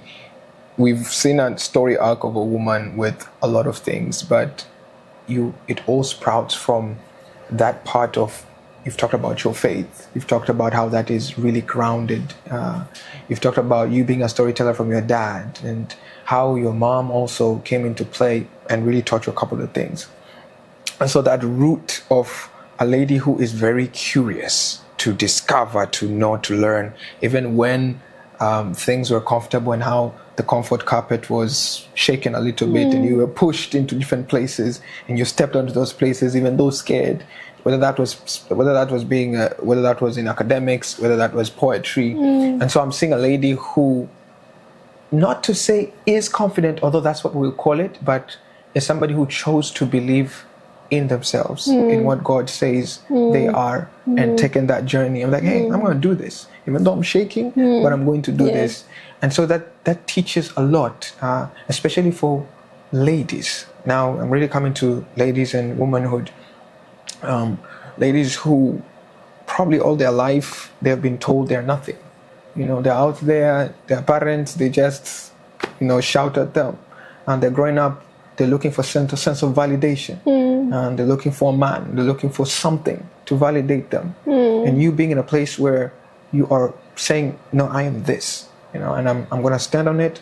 I know you'll tell me to be somebody else, but hey, I love your advice, but I'm going to stay with this. That's why I want you to speak to a lady who is grown up in Tanzanian environment, and our parents, how we've grown, and they're probably struggling with their identity. They're probably struggling with who they are, and they're finding themselves with all this. I want to be a pharmacist. Somebody's saying, can you really do science and art? And that, what would you say to that young lady, whether that's a teenager or a tweenager? There's such a word. What would you say to them? I would say that you're exactly what you believe that you can be. And let no one tell you otherwise. Because the moment you start allowing people's opinions to define you, then you're letting yourself, the faith that you have in yourself, the imaginations that you have in yourself go. It's good to be open-minded and be able to accept what other people think of you.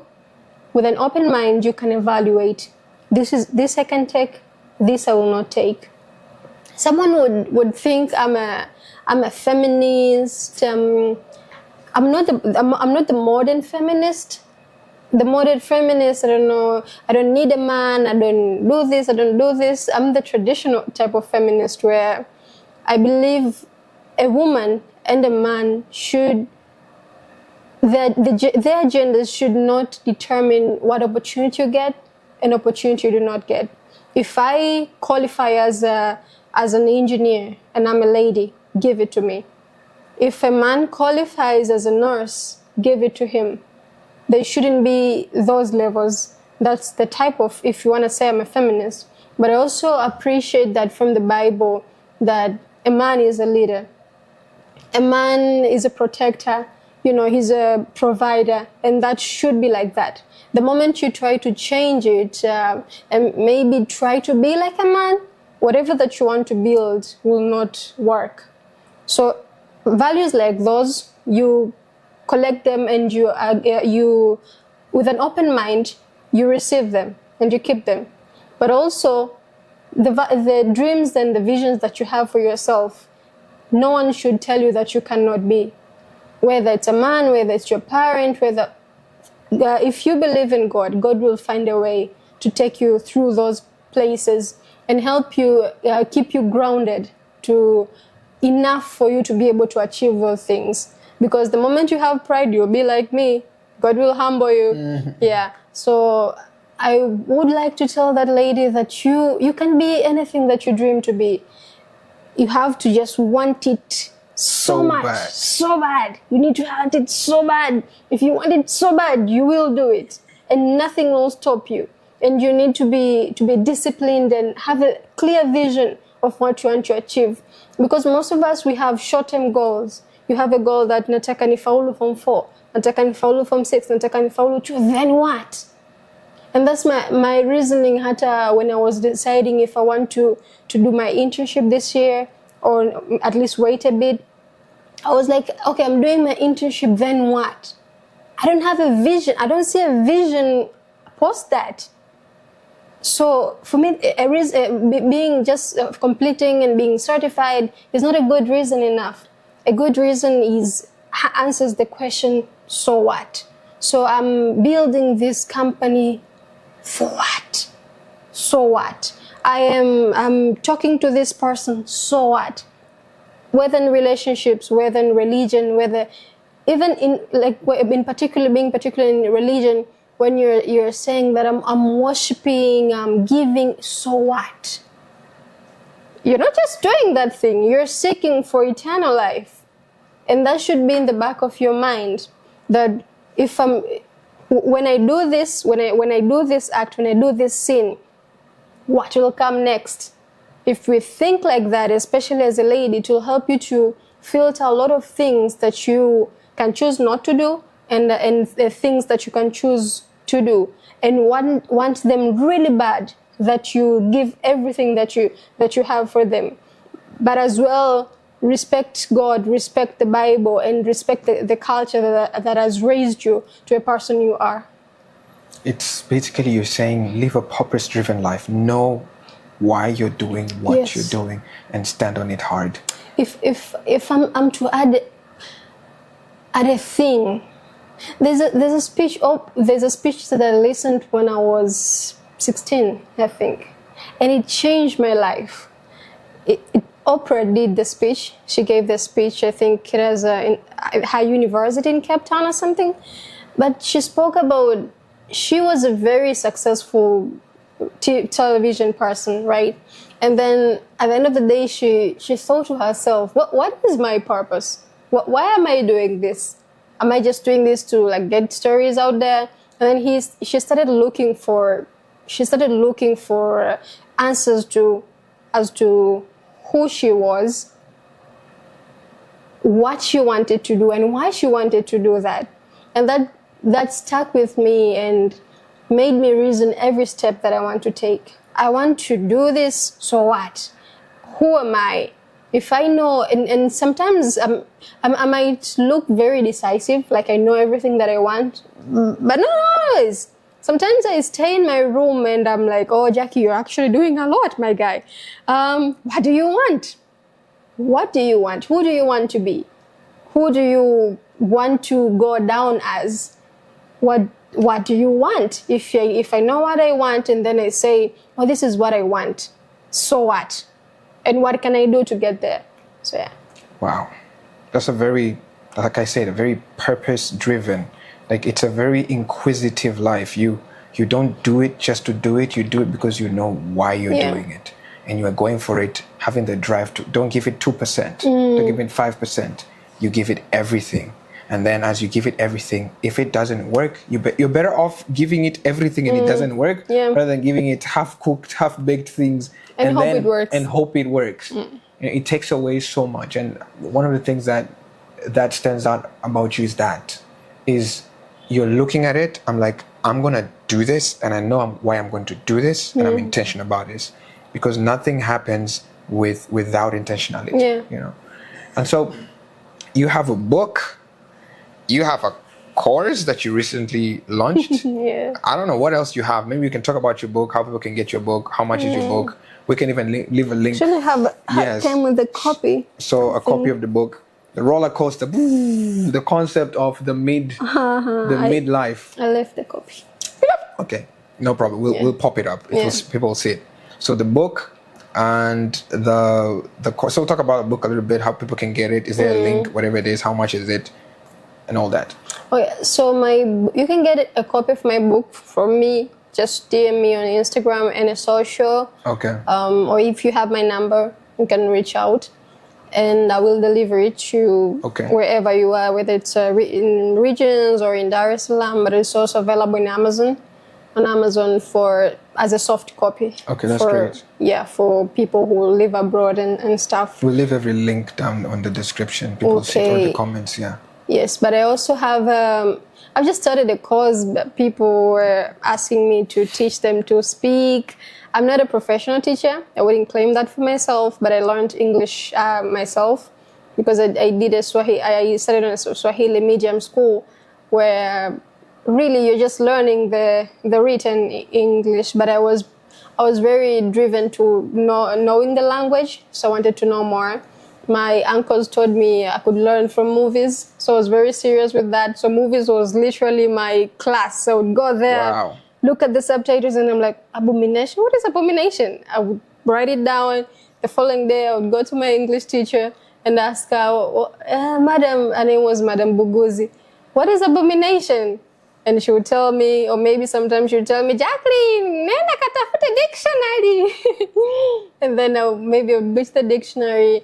And then when I got a scholarship to go for my O-levels at St. Anne Marie, I got involved with debates so that the things that I've been learning, the terms that I've been learning, the grammar that I've been consuming, now I practice them.